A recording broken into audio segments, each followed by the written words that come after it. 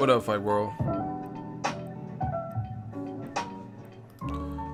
Oh my gosh, it's your boy Ego in the back with some more boxing. Where are you at? Welcome to the Vampire Stream. I return to you as Ego Valley. Outlaw Immortal, M.O.B.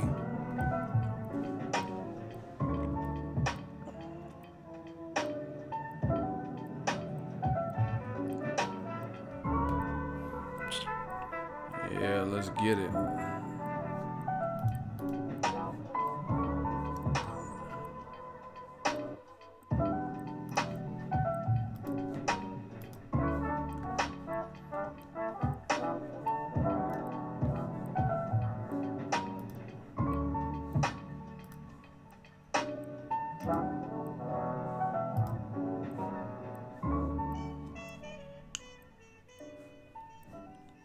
I'm just getting everything set up.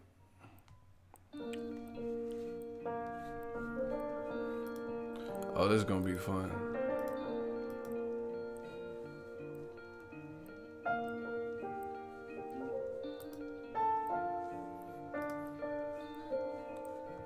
Yeah.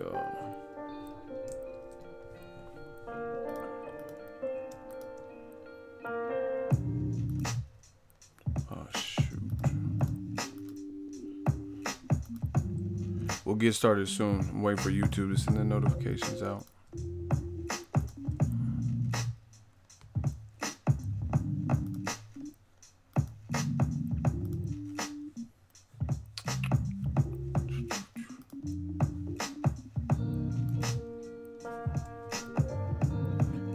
Angel Modest, what's up?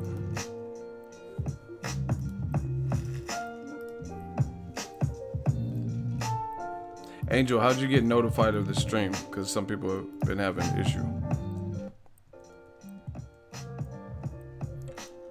Shout out to Jaime Sandoval. Got it cracking with the $5 super chat. Money gang. It says, love your work, dog. I really appreciate that. Thank you very much. Thank you kindly. Oh, we're going to have some fun tonight. The Vampire Stream. How did you guys get notified that I had a stream going on right now? Because a lot of fans are complaining that they're not receiving the notifications, and it's looking like it's taking a while for the notifications to go out. So if you guys could hit the like button. I was just looking through the subscription list. Exactly. See, YouTube got to figure this out because they're not sending the location. I mean, not location, but notification. Jaime said he didn't get notified. Exactly. Billy said he seen it on the top of his subscribers. See, it sounds like a lot of you guys just found it because you happen to be on YouTube, and then it popped up and said that I'm live. Early morning, 5 o'clock here. Where you at, Aaron Stenson? Make sure you guys smash the like button. The more engagement we get quick, the more it'll alert YouTube that they should be doing their job, notifying the people who actually subscribe to my channel. All 137,000 of them. So Brooklyn said it popped up when I refreshed my YouTube. See, sounds like you guys were just on YouTube and then you seen I was live and popped in. Oh, shout out to Cincinnati, Midwest style.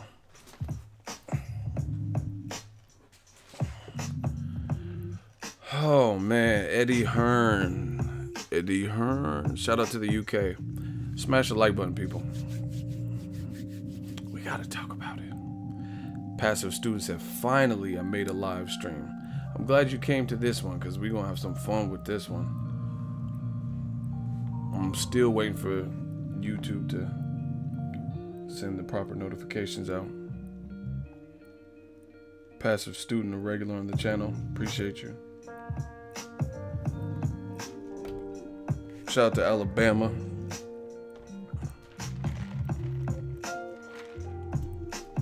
Once again, Boss Red, he says, damn, no notifications. We got another Shmoney Gang. $1 from the 3 pyramids. Shout out to 3 pyramids. 1, 2, 3 pyramids. Passive Student, wait till you hear this stuff today. Listen, I promise you, Ego Valley, still I rise, outlaw. You could be on whatever side of this you want, but as long as there's resistance, shit can't be no peace. I'm gonna keep doing video and keep doing videos until the story gets told straight. You know what I mean? But every time I keep finding loopholes, I'm gonna be right there to do a video or a live stream. You know what I'm saying? Till the full truth is out, or if people continue to tell falsehoods, then it's gonna be on them. So one person got notified. Shout out to Randy Ridley. Smash the like button. Listen, you guys throw out some topics you want to talk about. It's a weird time, and YouTube's not sending the notifications out properly to everybody. So throw out some topics. We're just gonna shoot the breeze a little bit. This is a freestyle. So throw out some boxing topics that y'all want to talk about. Boxing topics, and as soon as we start to fill out a bit more.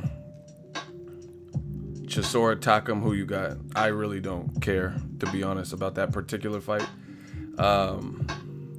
It's really anybody's fight, to be honest. Chisora, he's been through a lot of wars. Takam, kind of the same. You know, he got stopped by Joshua, stopped by Povetkin, so fought Joseph Parker. I mean, so. Randy Ridley says Ryan Garcia wants smoke with Tank. Yeah, check out my latest video regarding that. It should be in the last 3 videos that I've done. He did an interview with Yahoo Sports. He said he want that. Aaron Stinson says, I got a funeral home too. Recommend for Hearns and Joshua because they keep digging graves. Wow. I thought you were being serious. Mikey Easter is a great fight. Let me know if you guys want me to go to Southern California. I'm up north. If you want me to go to Southern, they're trying to split California into like 4 parts. Like, this sounds stupid as fuck. I know California's big though, but not that big. Look, it's been one whole California for this long. Why you gonna split it into sectors or whatever the fuck they're trying to do? That's retarded.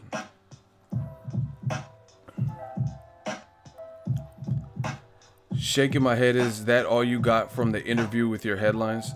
What you talking about, James? Would you want the hot seat? What you want? You let me know how you want it. James God.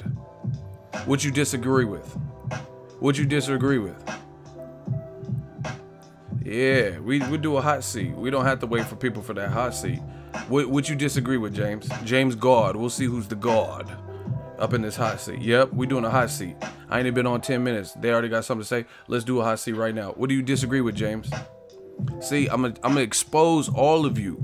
One by one. I'm one person, but one by one, we're going to see who has the best talking points, who has the most logic, the most facts. James God, you say you God? Then I guess I must be atheist because you ain't no God to me. Where you at, James God? I'm not really an atheist, by the way. But if you the God, then I guess I am atheist. Where's James God? What do you disagree with? It's a YouTube title. He's like, oh, is that what you got from the YouTube title? I can only put a certain amount of characters. So what you want me to do? Put a whole paragraph, write a novel? Yeah, I title how I want to title. James, what you disagree with, bro? Don't disagree with anything. Just wondering why you chose the headline. Because it's what he said. How you gonna be mad at me for something that Eddie Hearn said? You know what I'm saying? The only part that he didn't say like, oh, Anthony Joshua effed up, but he said what the rest of the title. You know what I'm saying? So what's the problem? See, this is what I'm talking about with you man fans. Like, you guys, it'd be one thing if I just made up an interview and Eddie Hearn didn't say anything. You get what I'm saying? Like, if I lied on Eddie Hearn and he didn't say nothing, and I just made some shit up about it, then I can understand the problem. I can understand the outrage. But why would you be mad because I recorded or titled something and interpret what he said? Some of it's what he actually said, but the rest of it is an interpretation of what he said. And then you're like, oh, that's all you got from it? As if I did something wrong. That's like, let's say there's an earthquake in, I don't want to use any actual locations because I don't want to wish that on nobody. But let's say there's a earthquake in Narnia, right? And I'm like, 58 people died, unfortunately, in this earthquake. That's my title. And then you go to check the reports, and that's the actual live body count that they have. 58 people died. So would you be mad at me because I accurately reported what happened and I chose a piece of the news as the headline, as the title? Now he's trying to cop pleas. Should I show him mercy, or should we just give him the boot like Louisiana? He gonna get mad at me because I put a title of what he said, and then he said I don't disagree with anything. So what was the point of your initial statement? To cop pleas? I'm gonna let the fans decide. Give them a chance. Okay, answer that. What was the point of your initial statement if you didn't disagree with anything? And it sounds like you know the interview that I drew the information from. There ain't no live and learn. It's either one or the other.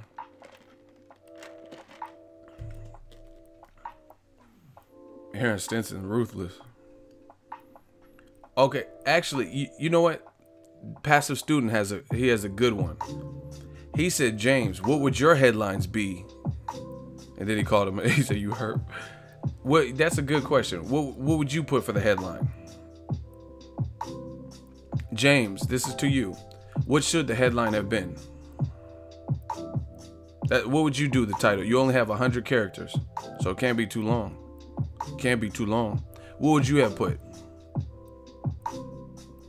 What did you take from that interview? Smash the like button. We got another one. That's a great question. Shout out to Passive Student. I'm glad you were able to catch this one. Yeah, James God. The point of the interview is that Wilder never wanted to sign the contract. So that's the title. That's the title you would make. Yeah, I can't let him live, y'all.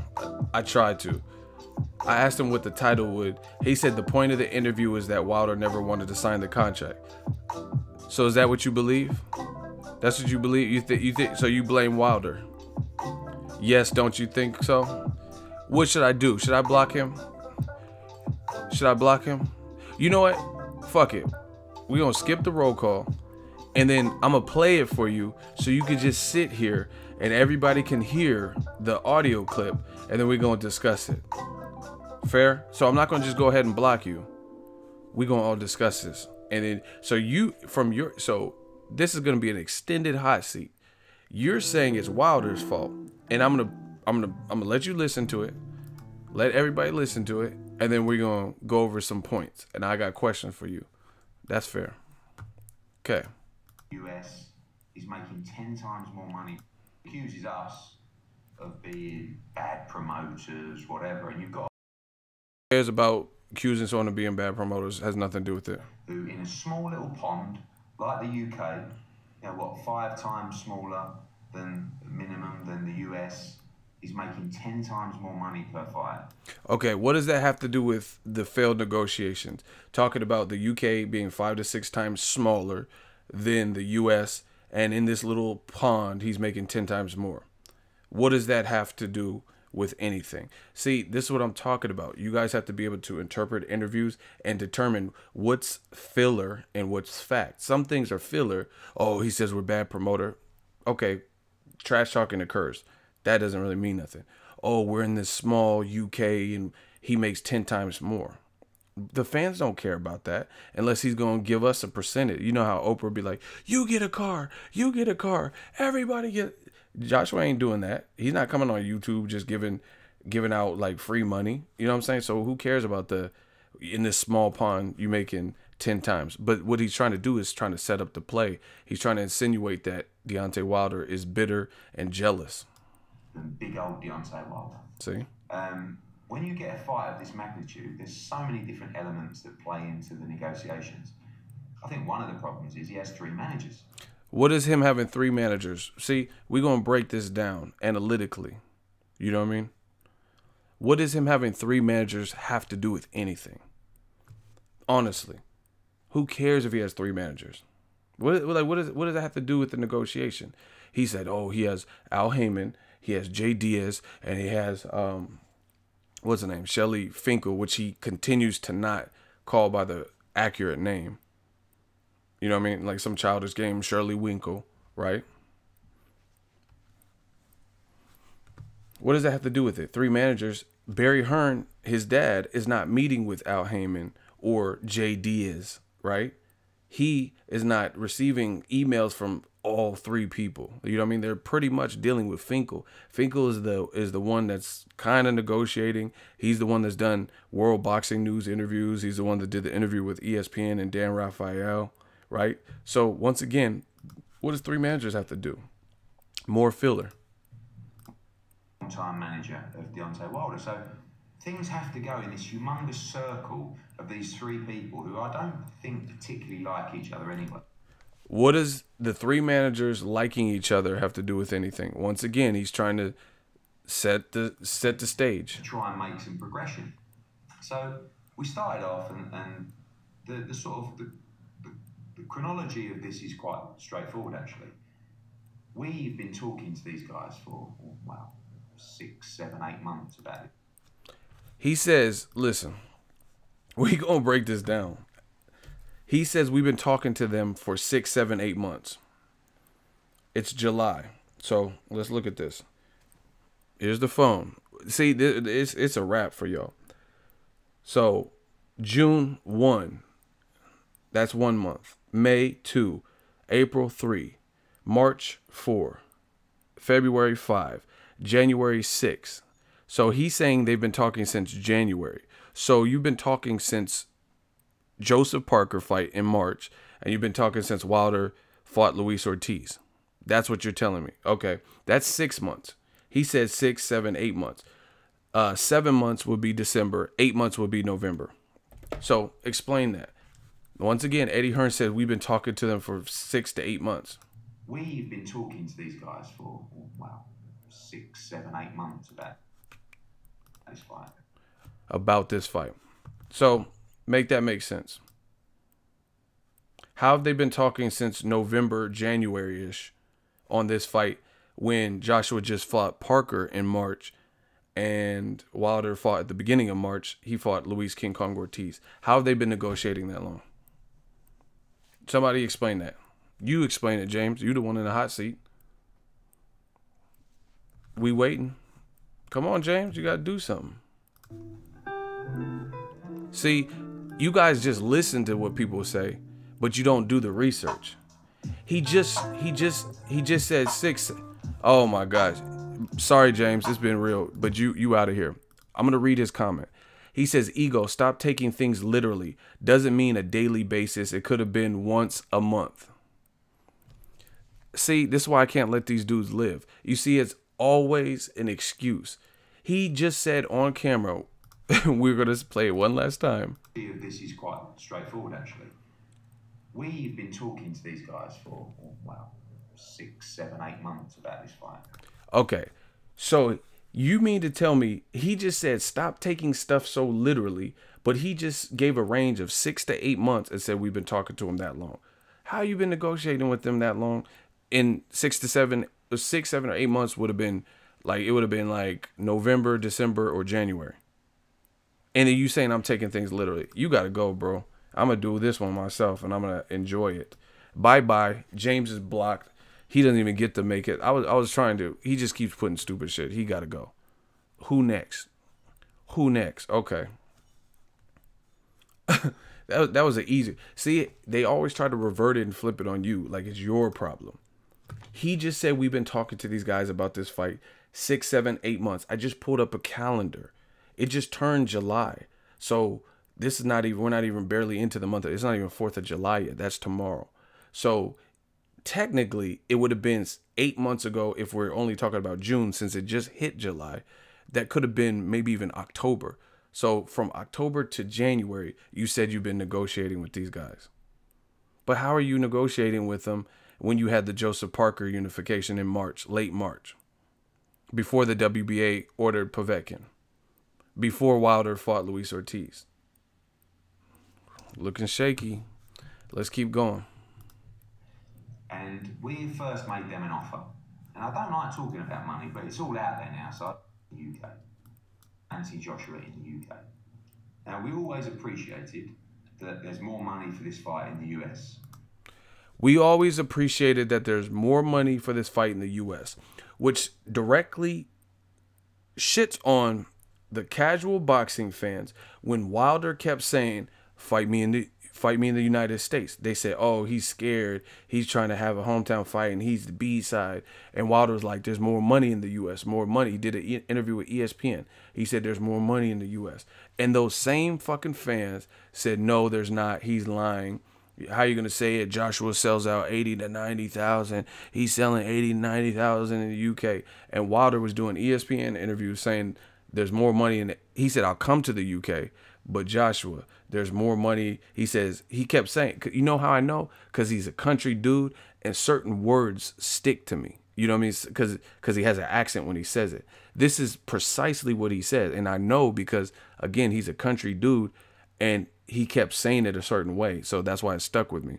He did an interview, both written and on tape. If you want to know what Deontay Wilder said, can I get a hell yeah in the comment section? And hit the fucking like button. We giving nothing but body bags on this vampire stream. I promise you, Ego Valley style. This ain't even ego talking to you. If y'all want to hear what Wilder said, I need y'all to smash the like button. Stand up for what's real in boxing. Smash the like button. Ego's Army, stand the fuck up. And can I get a hell yeah in the comment section? This is what Wilder said. And again, it stuck with me because he said it with an accent. He said, Joshua, the money's in the U.S. Come to America. And he kept saying, it's the Mecca. He kept saying that word specifically. He was like, the U.S. is the Mecca of boxing. It's the Mecca, right? That's how I know he said it, because he kept saying that particular word. Now Eddie Hearn is on camera saying, we've always appreciated that there was more money in the U.S., which directly shoots down what these casuals said. Because when Wilder was like doing the ESPN interview and he was like, come to the U.S. for the fight, baby. I'll come to the U.S. I'll come to UK for you. But the money's in the U.S. It's the Mecca, right? He kept saying it's the Mecca of boxing. Ain't nowhere like America. And then the fans made excuse. So that's already one excuse that has been terminated. And Eddie Hearn just did it. So all the people that were using that, listen. $1.5 million to fight Anthony Joshua in the UK. Now, we always appreciated that there's more money for this fight in the US. That's already a dead issue. We've always appreciated that there's more money for this fight in the US. There's nothing that could be disputed. You heard it from the horse's mouth. Wilder said it. He said, come to America. Eddie Hearn, Joshua, come to America. It's the Mecca. It's the Mecca of boxing. So all the dumbass fans, this is what I'm telling y'all. You try to regurgitate what someone else said in their YouTube channel that don't know shit, that ain't going to be here that long, or what Eddie Hearn said, and then you get bodied. He just told you. Who the fuck is D? Hey, I'm not, listen, D's just getting blocked.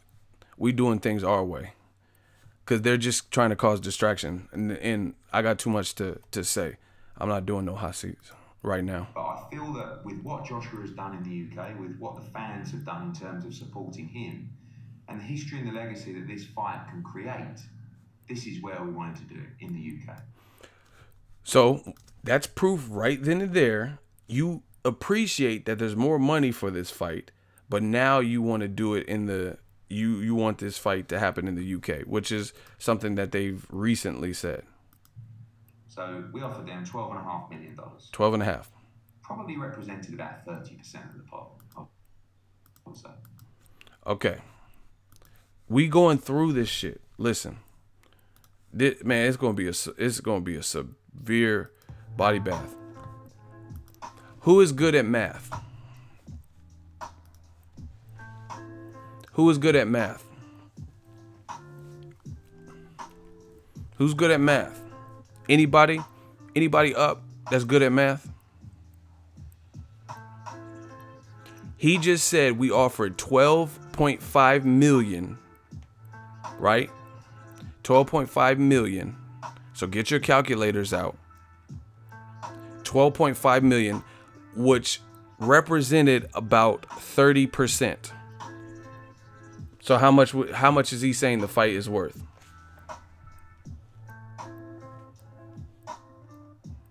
Get your calculators out. Someone said I'm Asian, laughing my ass up. Wow, you tripping. That's funny though.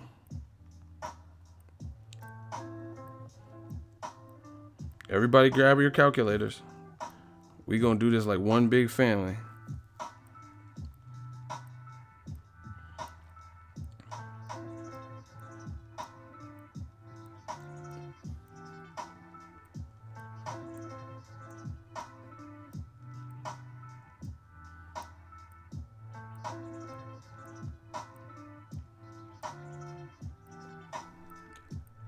$42. So he just said we offered him in the first offer 12.5 million, which would represent roughly about 42.5%. I mean 40, it would represent a 42 to $42.5 million fight. That's what he said. So he thinks it's going to do less than 43, but there's an interview out there that you guys can go on the internet where he says this fight would do better than Tyson versus Lennox Lewis, I believe, which did 112 million. So that's way the fuck off. You know what I'm saying? First, you forecast that it'll do 112K. Now you're saying it does 43K. So you're off by about 69,000. Or 69, excuse me. We're talking about millions here. So that means you're off by like almost $70 million.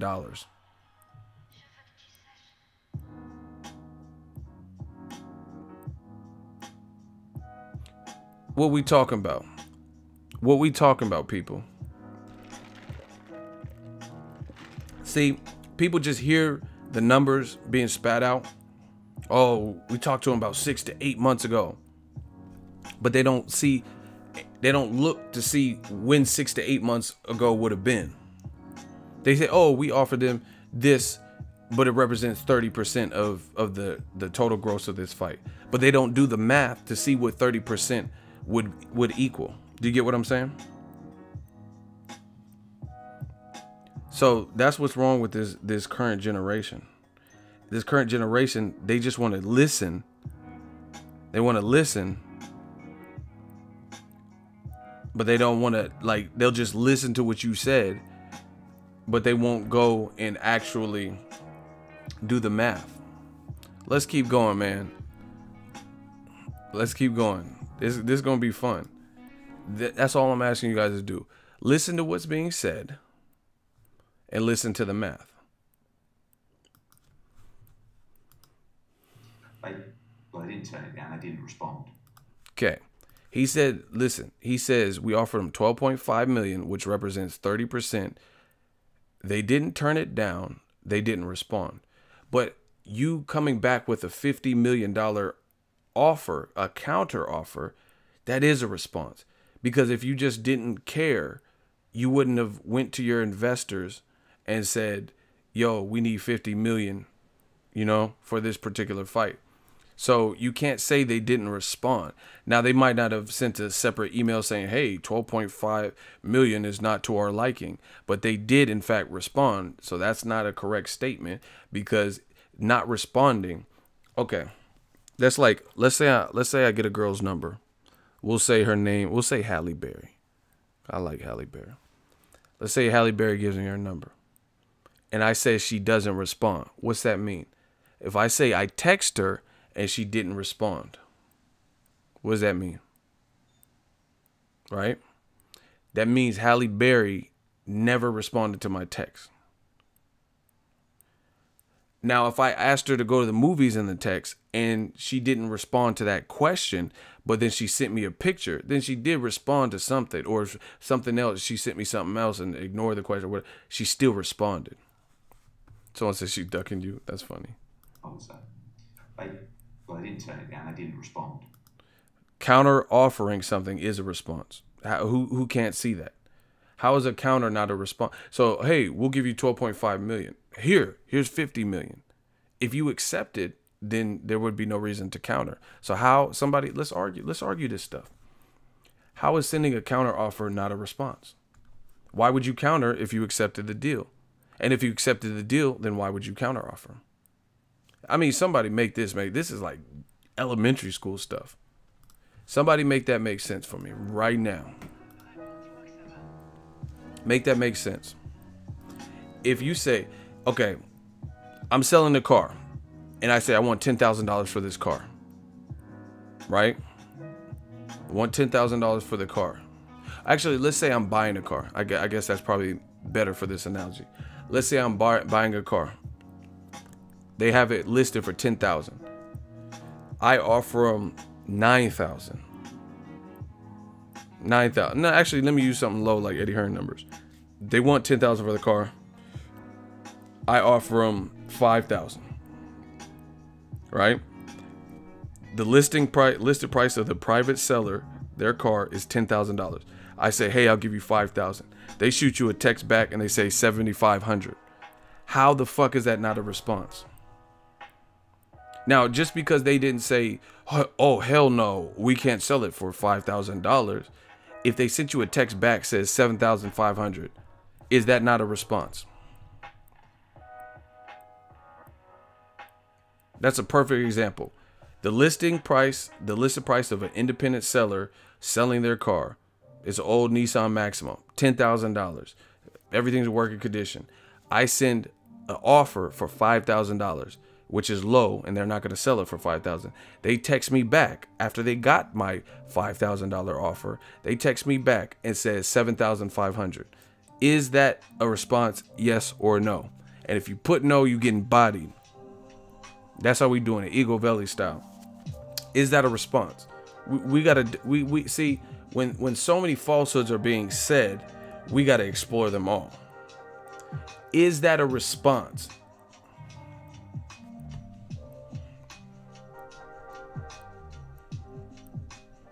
Is that a response? Yes or no? So even if the person said nothing about the $5,000 offer, they send you a text back and say $7,500.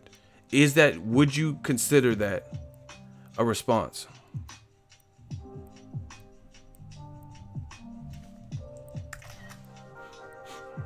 Yes or no? Passive student know what it is. So what is Eddie Hearn? So this is what we're dealing with. This is what we're dealing with a person who's comfortable saying it, and we're all as reasonable random boxing fans trying to understand what's going on. He's feeding us something that we all, so far, I haven't seen anyone. Listen, if you say no, that's fine. But if you say no, I will put you in the hot seat, because I don't understand that. I don't understand how that's not a response to what you offered. Just because they didn't say, hell no, I will not take $5,000 for this Nissan. Just because they didn't do that, if they still sent you an offer that was midway between or greater, then it's still a response. Period. You dudes is getting bodied. So I haven't seen one person disagree. So don't wait till the replay and come back to this video. Oh, you're full of shit. Ego, you're Wilder's dick. No, you say this shit now or forever hold your peace. They didn't turn it down. They didn't respond. They didn't turn it down, but they didn't respond. If you were interested in the 12.5, there would be no reason for you to send a counter offer. There would be no reason for you to suggest 50 million if you loved the offer. You'd be like, this is a great offer. Yes, we accept. So the fact that you had to come back and say, hey, you offered us 12.5 million, we're offering you 50 million to come to America. That is definitely a response. Definitely a response. Because if you loved their offer, you would have just said, we accept the offer. A no response, since Eddie, see, and this is what, Eddie Hearn tried to correct this. No response would have been if they didn't respond at all. Like nothing was said. You never got an email. You went to text them. You called them and we're sorry. The number you have reached has been disconnected. That's no response. Not, hey, we're countering your offer. That is a response, because there would be absolutely no need to counter an offer if you were good with or accepting the first offer or their offer. Okay. So Joshua did an interview on a tongue cheek saying that they said this fight's worth saying that they said. See, listen how he's trying to minimize it. Joshua did an interview tongue in cheek. This is where he admits that Joshua fucked up with that interview. So Joshua did an interview, kind of tongue in cheek, saying that they said this fight's worth $100 million. Give me $50 million, I'll fight you. Probably the worst thing he should have done. He just told you. He said Joshua did an interview, probably tongue in cheek, saying, "Oh, $100 million fight, give me $50 million." You know, probably the worst thing you could have done. You guys can't be serious. They really think they could beat Ego Valley. All you man fans, y'all getting it. No Vaseline. You know, I'm Ice Cube. Motherfuckers hate to like you. What did I do? He just told you. He said that's probably the worst thing you could have done. He just told you. This is all you need to know, bro. This is like everything. This is everything, like the nice little package with the bow and a ribbon. He said, you did a tongue-in-cheek interview. That ain't no tongue-in-cheek. He said, I swear, 50 mil, I'll take the fight tomorrow. That's what he said. That ain't no tongue-in-cheek. That ain't no, like, no provocative joke or some shit like that. The man said, he said 50 mil. He said, tell you what, Walder's team, 50 mil, I'll take the fight tomorrow. I swear. That ain't no tongue-in-cheek. You got to know what tongue-in-cheek means. Hold on. Look, we breaking it down to the molecule. I'm sick. I'm done. Tongue-in-cheek. The phrase tongue-in-cheek is a figure of speech that describes a statement or other expression that the speaker or author does not mean literally, but intends as humor or otherwise not serious. Not seriously, it says. This is what we talking about, people. So now it's tongue-in-cheek. I told you. I see, you're not going to do this. You're not going to insult my intelligence. I know what tongue-in-cheek means. That's the Webster's definition of tongue-in-cheek, in case you didn't know. Let me read it again. The phrase tongue-in-cheek is a figure of speech that describes a statement or other expression that the speaker or author does not mean literally, but intends as humor or otherwise not seriously. Let's break this down. You motherfuckers will go down fucking with Ego Valley. I promise you, all you man fans, every single one of you. I don't give a fuck who sees this video. We gonna burn this motherfucker down. Smash that like button. Sacramento, I love you, baby. 916. I'm done. I'm sick of the games. So now he's saying it's tongue in cheek, right? We gonna I promise you I got work for y'all. I promise you. Now, Jello is out of pocket. I'm not even going to read that out loud, what you just said. Now he's saying it was intended as a joke. It was tongue-in-cheek, right? Then, after you just admitted it was a joke, or he said it loosely, figuratively, figure of speech, right? All right. We got a hot seat. Watch how I get rid of him. I'm in the zone, so... His name is Panhead's Gangbang. What you disagree with? You said I'm an idiot. Prove it. Okay. What am I an idiot for? What you disagree with? Listen, I'm only just randomly selecting people, but I'm not gonna do this because they're gonna take far too long. These motherfuckers are gonna try to come like zombies and disrupt from the flow of it. I got time today for this dude. Panhands, you have 10 seconds to reply because the show must go on. Panhands Gangbang. You said I'm an idiot. Fine, I'll be an idiot. What do you disagree with? 9 seconds. 8 seconds. I'm not playing no types of games tonight. 6 seconds. What am I an idiot for? When they said they had $50 million, Eddie Hearn said send the contract, and that's when... No. Strike one. You said I'm an idiot. Why am I an idiot? What do you disagree with? What do you disagree with? I don't care about contract. I don't care about nothing. You disrespected me. You disrespected me. That's something different. You said you're an idiot, so we're going to see who's an idiot. You have 5 seconds to comply. 4 seconds. You got to do something.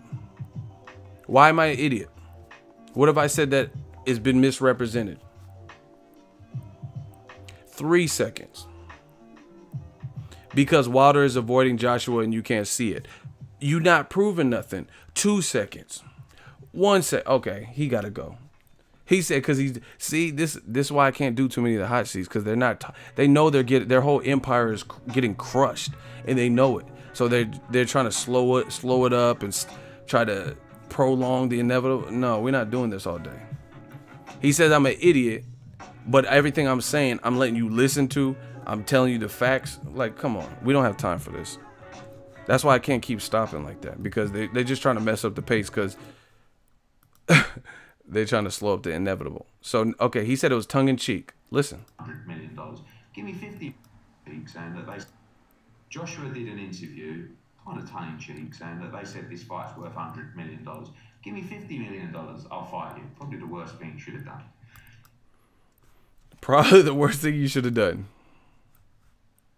And they come back and said, all right. So Deontay Wilder sent him an email and said, I will give you $50 million for this fight. So he proves it. Wilder said, I'll give you $50 million for this fight. So he said, that's unique. An offer from a fighter.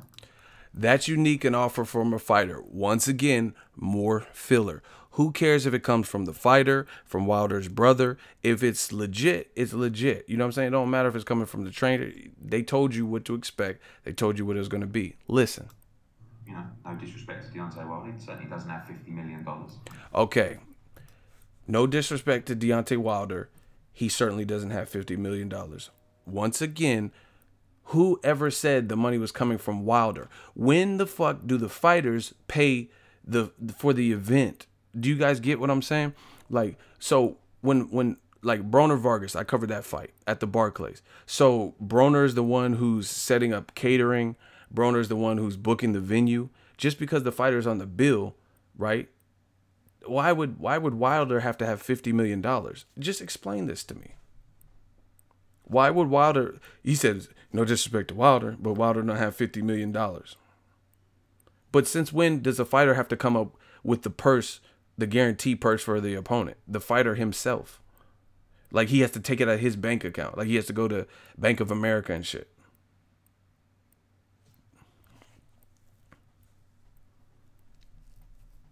Let me know. This is what he's saying. No disrespect to Wilder, but Wilder doesn't have $50 million. This is unique. The deal's coming from Wilder. What? When so if so now the fighters have to pay. The fighters have to pay out of their own personal debit card or bank account.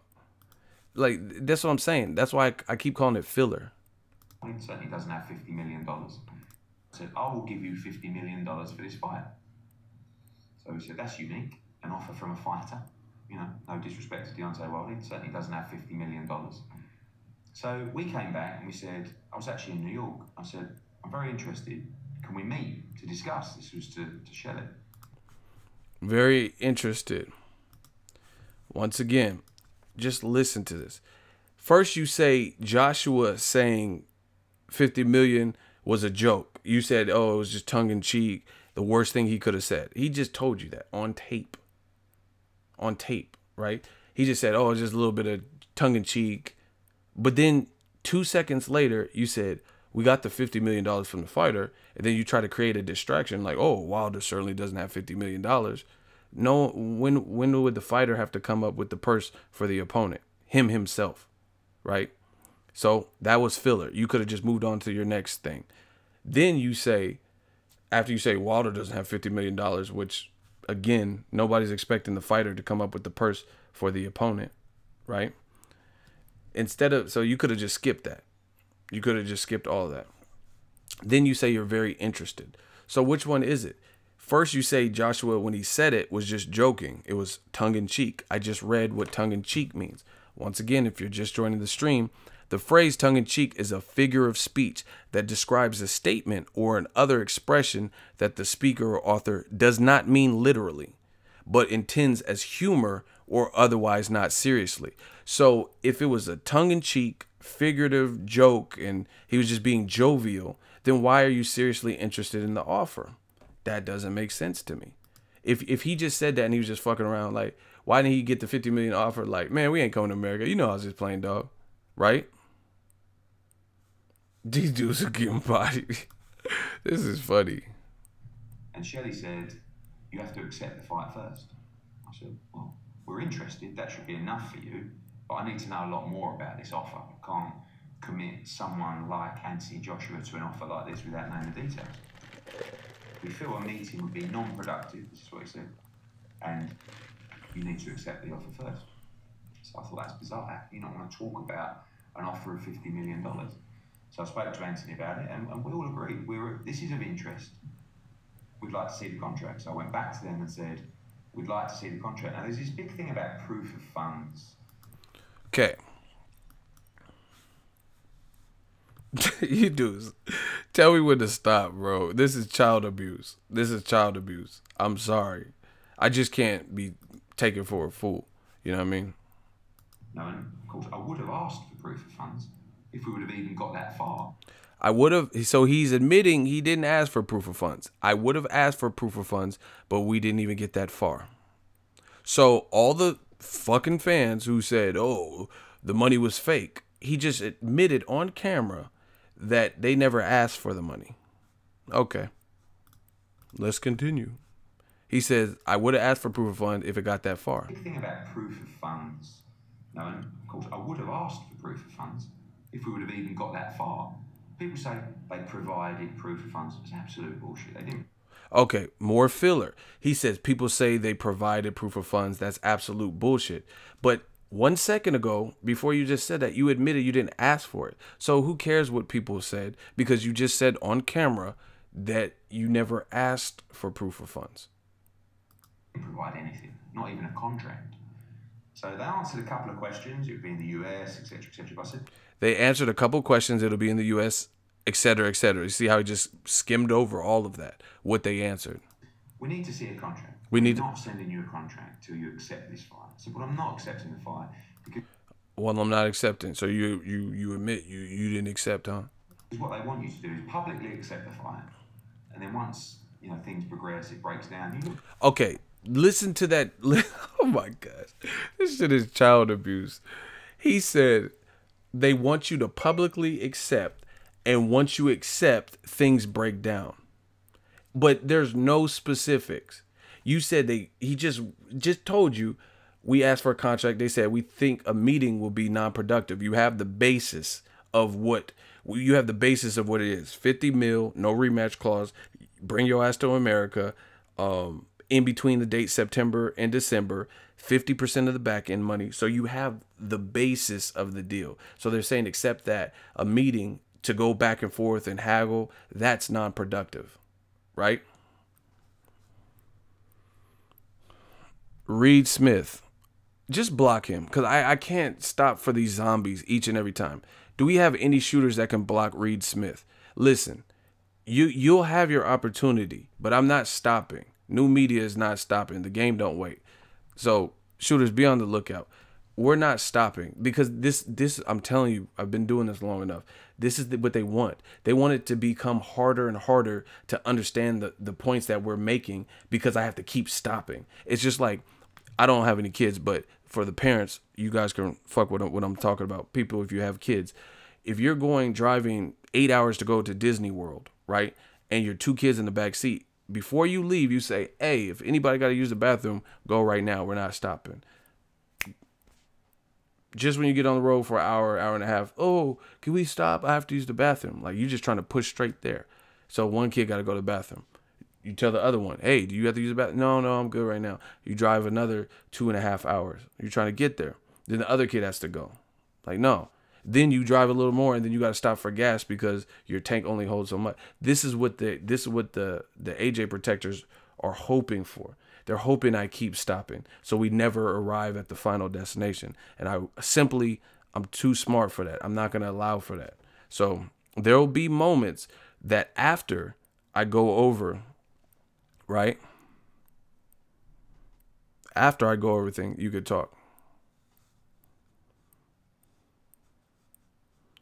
Fat 300, you're a fucking idiot. You make some great points, but I don't mean to be rude or disrespectful, but you are still selling the Nissan Altima for $7,500 because my 2009 Ford F-150 just broke down. I need a new car. Bro, that was an analogy. What are you talking about? I don't have a Nissan to sell. Like, see, they just trying to create all types of distractions. What are you talking about? You motherfuckers trying to buy cars. This ain't Kelly Blue Book. Y'all tripping. Anyway, let's keep going. You look bad, so I don't want to accept a fight until I see the contract. We're not sending you a contract. Okay, fair enough.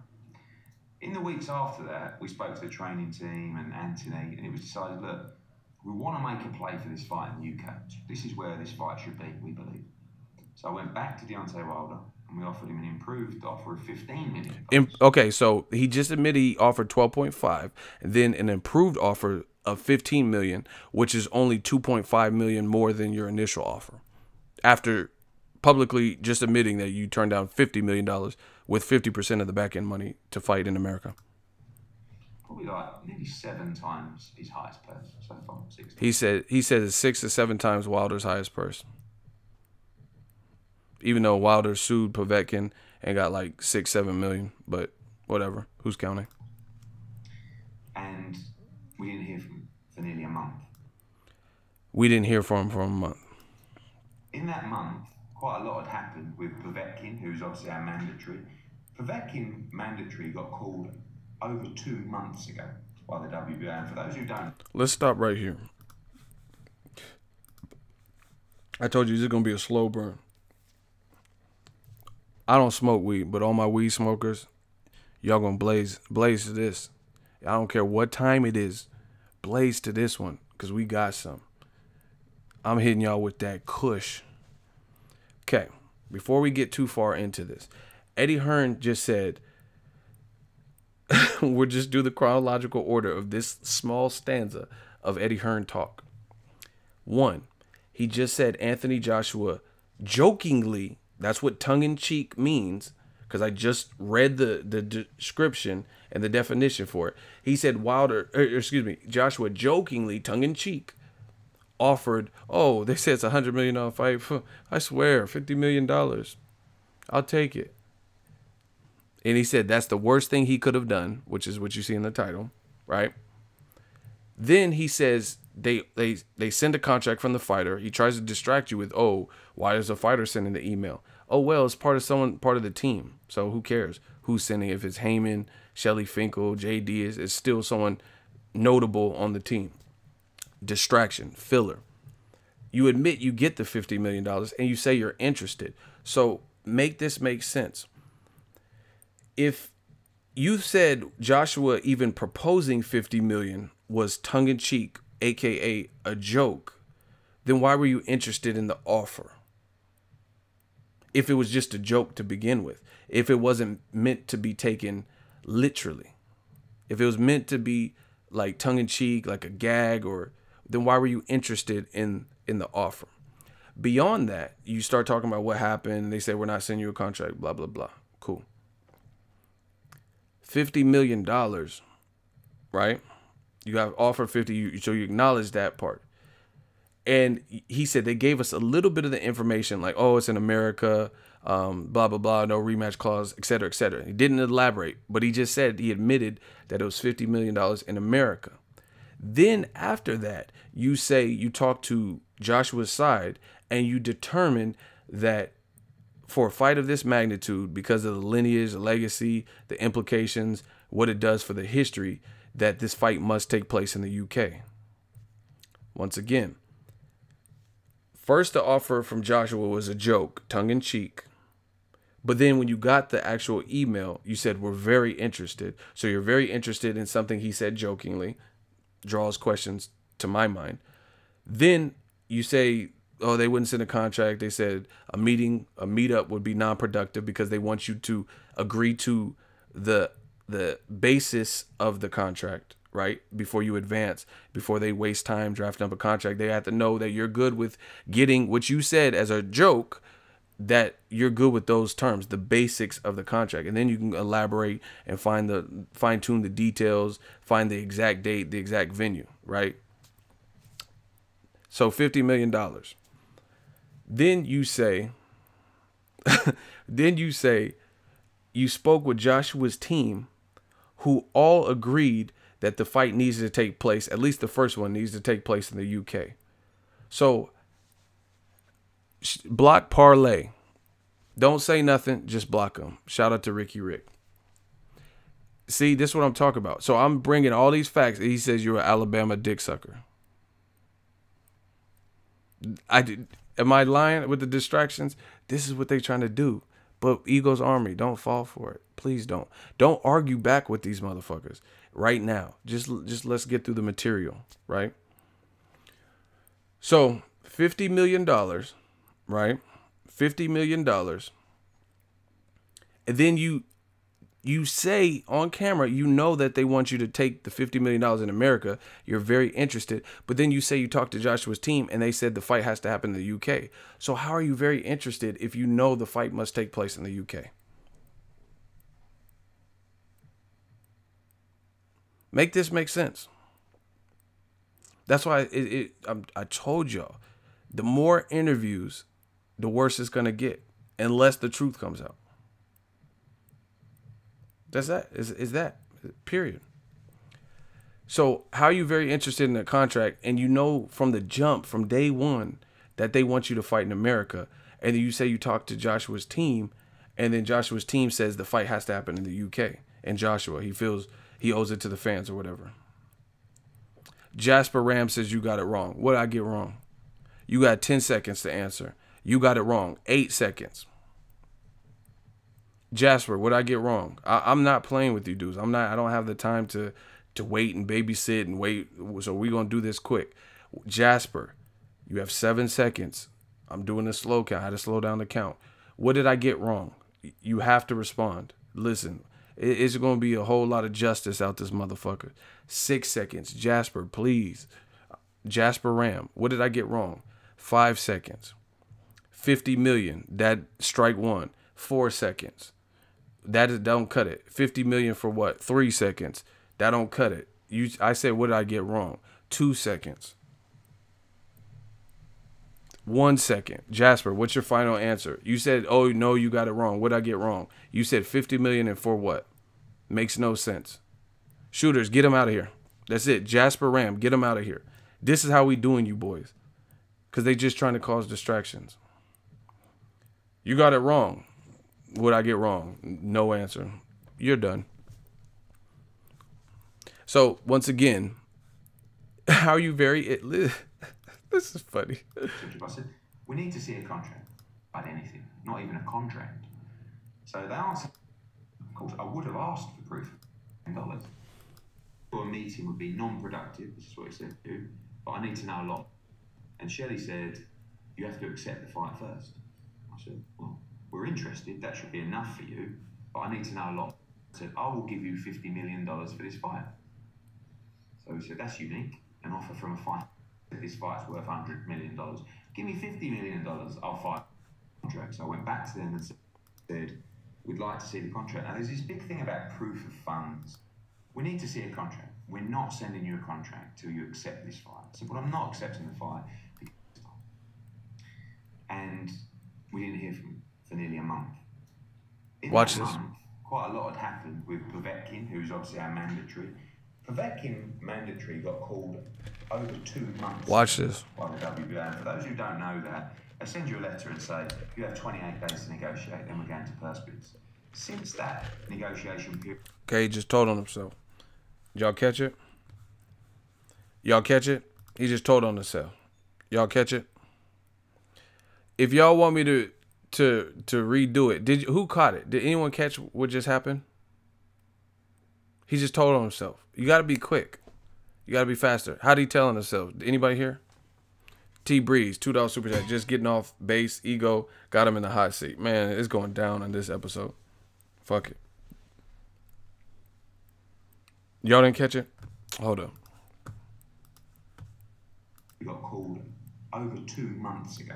Povetkin fight got called over 2 months ago. By the WBA. And for those who don't know that, they send you a letter and say, you have 28 days to negotiate, then we're going to purse bids. Told himself right there. He says Povetkin fight was called 2 years ago. I mean, 2 months ago. Excuse me. He says it was called 2.5 months ago or something, a little over 2 months ago, right? by the WBA. He said, for those that don't know, you have 28 days, right? 28 days, and then it goes to purse bid. Yet we all know that it was public knowledge the WBA's Gilberto Mendoza, the president, blocked Jane Gavin. That's it. Don't say nothing. Block them. He says the WBA. See, listen, I got these motherfuckers in a frenzy. Death Row East, believe in it. Believe in it. This is why, listen, do you notice how radical the comments are? Because they know they're getting decapitated. They know it's child abuse. All the man fans. That's why, look at the commentary. The only people that are denouncing it and denying it, look at what they're putting. Look at the stuff they're saying. Just pay attention. Study while be mad. Ego Veli, right? He says the WBA called it over 2 months ago. He says, for those don't know, the WBA sends you a letter and say you have 28 days to negotiate. If not, it goes to purse bid. So that's roughly a month or a short month. You know what I mean? There's no month was shorter than 28 days unless it's like a leap year or some shit, right? What happened to the purse bid? So we all know the WBA, Gilberto Mendoza, called a 24-hour end date. So either Eddie Hearn got this letter and knew that the final date, the last date for negotiation, was a certain period of time. And then he was only going to have 24 hours left and didn't tell Wilder's side. Right? Or they just omitted, they just bypassed the purse bid totally. It just said you have 24 hours. I don't know. I don't know what happened there. Right? Someone said, I love when Ego's in a serious mood. I'm not playing no type of games because I'm sick of the lies. Listen. For those who don't know that, they send you a letter and say, you have 28 days to negotiate, then we're going to purse bids.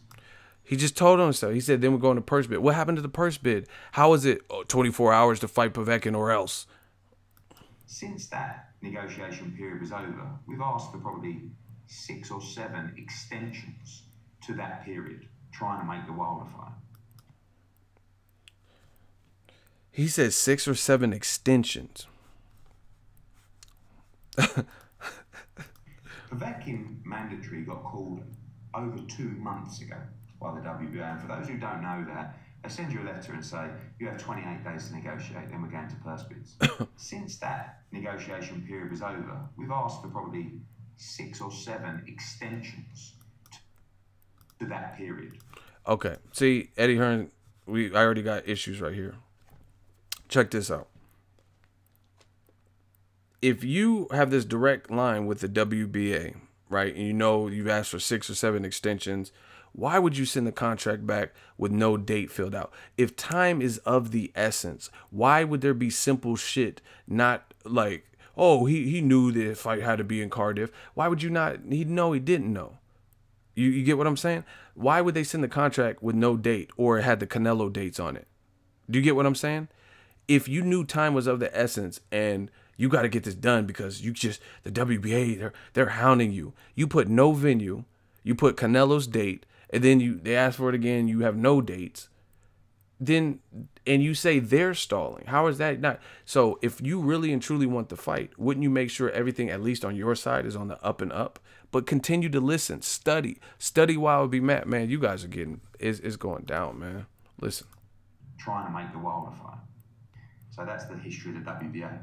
So a month after our offer nearly, they came back and said, we accept the 15 million and our terms, which we put in the email, 5 or 6 of the key points. We accept your terms and the offer. Can we have a contract? This was on like a Monday or something like that. It was on a Monday or something like that. So I said, no problem. I'll have a contract with you by Friday. He said, I said, no problem. I'll have a contract with you by Friday. He said this was on a Monday and I'll have a contract to you by Friday. Once again, just listen. Listen, people. Accept the 15 million and our terms, which we put in the email, 5 or 6 of the key points. We accept your terms and the offer. Listen. Can we have a contract? This was on like a Monday or something like that. So this was on a Monday or like something like that. So Monday. I said, no problem. I'll have a contract with you by Friday. I said, no problem. I'll have the contract with you by Friday. So he says we accept on like a Monday or something like that. And we said, no problem, we'll have a contract by Friday. Keep listening. A lot has changed. We've lost venues. Canelo Golovkin's been announced. So we can't do Wilder Joshua in September because the US broadcast don't want to spend as much money. Could it be the week after Canelo? But we're working now in October, November. We'll come back to it. On Friday, I didn't quite finish. Listen. See, this is what fast. That's why they say fast talker Ed, because he's gonna say some bunch of shit in between, so you forget. But we not forgetting because we had to slow it down. Listen, I gotta come back. Hold on. Let me come back. Smash the like button. Pitbull shit. We're not stopping. Just so we're in the clear, everybody or majority of you heard. He says they accepted. It was on a Monday or something like that. So the only date you gave was a Monday. You told him I would have the contract back to you by Friday. Did everybody hear that? Yes or no? Yes or no? He said Finkel responded and says, we like it. Cool. On the Monday, they said we'll have the contract back by Friday. You guys heard that. Because this is very important that you heard that. Because, listen, it's unbelievable what you're going to hear next. Okay, most people heard it. Cool. Listen. Could it be the week after Canelo? But we're working now in October, November. We'll come back to it. On Friday, I didn't quite finish the contract. On Friday, I didn't quite finish the contract. Once again. We're working now in October, November. We'll come back to it. On Friday, I didn't quite finish the contract. So I emailed Shirley and said, it'll be with you on Monday. So I emailed Shirley and says, I didn't quite finish the contract. It'll be with you on Monday. Monday to Monday. He said, no problem. Take your time. He said, no problem. Take your time. Monday. Hold on. Sorry. We'll come back to it. On Friday, I didn't quite finish the contract. So I emailed Shirley and said, it'll be with you on Monday. He said, no problem. Take your time. So I sent it on Monday. I also said to him, as you know, seen by the media, working on a date, October, November. November was a problem with Cardiff. There's only one place to hold it in the UK. Okay. So he's oh my gosh. I told you I could have been a lawyer. Fuck what you talking about. He said Finkel agreed on Monday. He says, I will have a contract back to you by Friday. Then he said some bunch of shit in the middle. Then he said on Friday, I didn't quite finish the contract. So I emailed Shirley and said, hey, I didn't quite finish the contract. I'll have it to you by Monday, right? And you're saying Wilder's the one that's stalling now. You said, I'll have the contract to you by Monday. He said, Shirley Finkel said, no problem. Take your time, right? And then he says, as you've seen in the media, the venue, so this is confirming what Wilder said about the venue not being filled out, right? He says, oh, the venue, blah, blah, blah. It wasn't available. So the only place in Cardiff, right? Just listen. October, November. No problem. Money. Could it be the week after Canelo? Listen. But emailed Shirley and said, it'll be with you on Monday. Hold on, listen. On Friday, I didn't quite finish the contract. Didn't quite finish. So I emailed Shirley and said, it'll be with you on Monday. He said, no problem. Take your time. So I sent it on Monday. I also said to him, as you know, seen by the media, working on a date, October, November. Working on a date, October, November. So he's admitting that the contract had no date. Listen. Monday. I also said to him, as you know, seen by the media, working on a date. I also said, as you know, seen by the media, we're working on a date, right? Seen by the media, working on a date, October, November. November was a problem with Cardiff. There's only one. He said, as you've seen by the media, we're working on a date, October, November. November was a problem with Cardiff. There's only one place to hold. Place to hold it in the UK, Cardiff. It's the only indoor arena, 80,000 for our last 2 fights have been. So we sent it out on Monday. So we sent it out Monday. He confirms that. On the, I think, Thursday or Friday, he came back and says, oh, obviously they knew we were working on a date, but can you confirm? Thursday or Friday, he said he knew they were working on the date and it wasn't done. That it's Joshua's next fight. So I said, yes, I can confirm it's Joshua's next fight. Then on the Sunday, they sent another email to say, we'll be back with a contract on Friday. Sunday, they sent another email saying we'll be back with the contract on Friday. This was was a further 6 days. So it's nearly 2 weeks from when we sent it. They knew at the same time the WBA was crushing us every day, and we were putting them off every day. So for me, it was a stalling tactic. Okay, now he's switching the blame. He's saying Wilder's stalling. To delay the inevitable. To delay the inevitable. So then he came out in the media on Monday, Shirley, and said... Came out on the media on Monday. We've got our comments on the contract. It's only 2 minor points. He says, he came out on the media on Monday. He said, we got our agreement. There's only 2 minor points. We'll be back to them on Friday. We'll be back on Friday. Right. So you know the comments already, but you want to wait another 5 days to send them. Why is that? And you want to make this fight so badly? So the WBA, I think, saw that interview with Dan Raphael and said, you said, like, today it'll be done. Yesterday it'll be done. Now he's saying he'll come back with his comments on Friday. Enough's enough.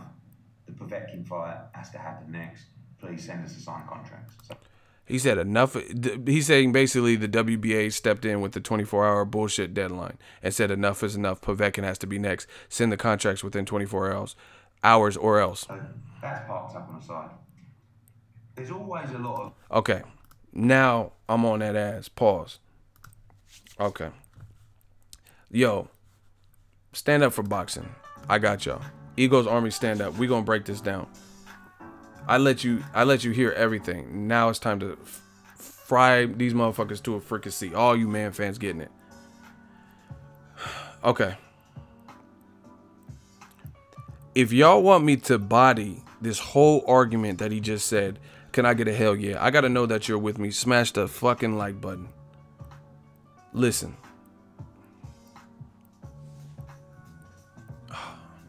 We going to work, people. Happy 4th of July, motherfuckers. We gonna make our own fireworks. Okay. You heard the end. He says Shelly Finkel emailed him on Sunday, right? He said he did an interview with ESPN on Monday with Dan Raphael and said, hey, we have 2 small notes and we'll send it back on Friday. You guys all heard that, right? If you guys heard what I just said, say yes. If you guys heard him say that, say yes. Happy 4th of July. If you guys heard him say that, say yes. Once again, let me quickly recap. He says he talked to Shelly Finkel on Sunday, and he says, we agree, we only have 2 small notes. He did an interview, Shelly Finkel, with ESPN on Monday and talked to Dan Raphael, said, hey, we agree, we only have 2 minor points. We'll send the contract back on Friday, right? Everybody heard that. This is where y'all get fucking bodied, because just before that, he said himself, I talked to Shelly Finkel. They said they agreed, and he said, I talked to him on Monday. I told him I'll have a contract for you on Friday. Then he says a bunch of shit in the middle. Then he says on Friday, I told Shelly Finkel via email that the contract wasn't finished. He said on Friday, I didn't quite finish the contract. So I emailed Shirley Finkel. I emailed him and said, we didn't quite finish. I'll have it to you on Monday. He said, Shirley Finkel said, no problem. No problem. Take your time. He says Monday, we emailed him the contract. So you had a contract, you had the acceptance of the contract on Monday, and you told Shelly Finkel you would have a fucking contract for him on Friday. Then you on camera admit that you did not have that contract on Friday. You emailed him and told him you didn't have it, said you'll have it for him on Monday. But then when he says on Sunday, we agree, 2 small notes, and did an interview with ESPN on Monday and said he'll have the shit back to you on Friday, you said the WBA jumped in the middle and said, what the fuck? Hell no, you guys taking too long. Oh my gosh. So it's okay for you guys to say you'll have a contract for them on Friday, on a Monday, right? This is, see, y'all should have never fucked with my, like, don't ever fuck with my intelligence. Don't ever doubt my intelligence. Ever. You admitted on tape that they agreed. You on Monday said you will have a Friday contract. Friday you would have the contract for them.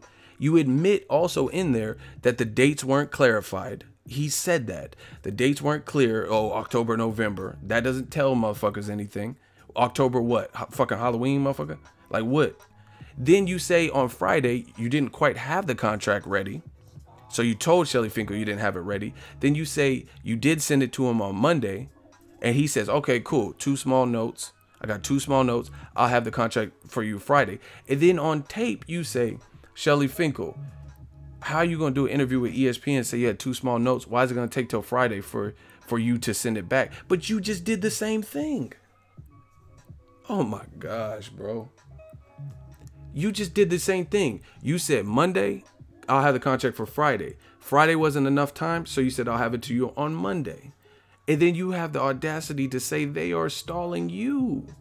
How are they? And they didn't and you admitted that there was no dates.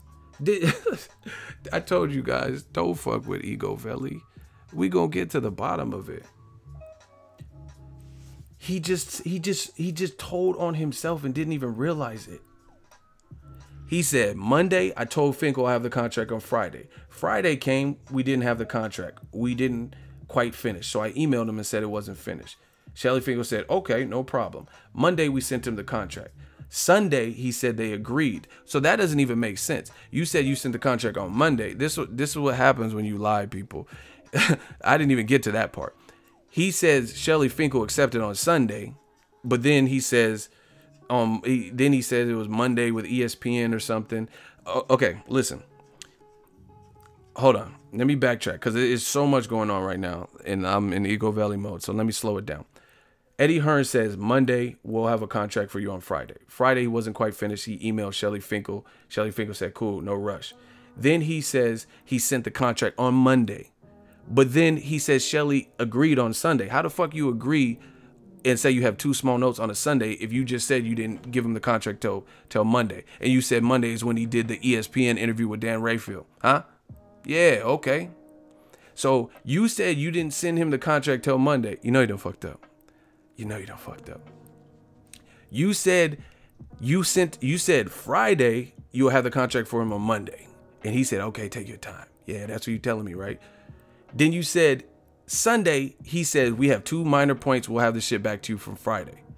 But Monday, you said he talked to Dan Rayfield saying the same thing. We'll have the contract to you on Friday with 2 small notes.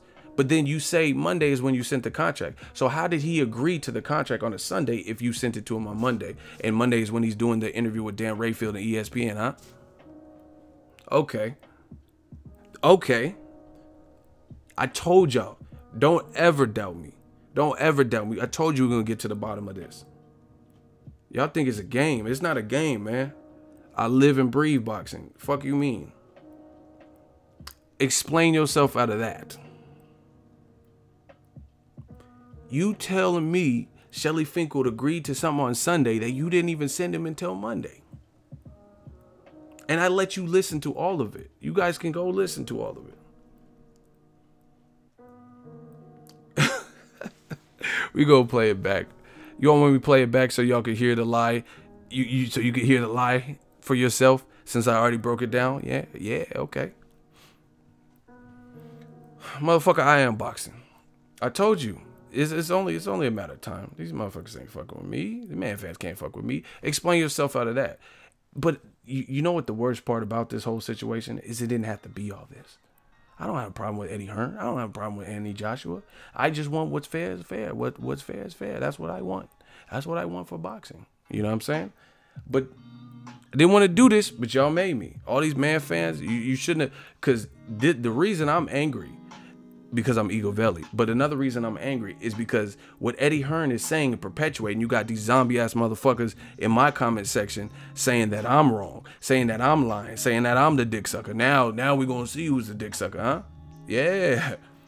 That's the worst thing. You should have never done that, because now you gave them ammunition to try to come with me. So now we're going to really get to the bottom of it. That's just how it's got to be.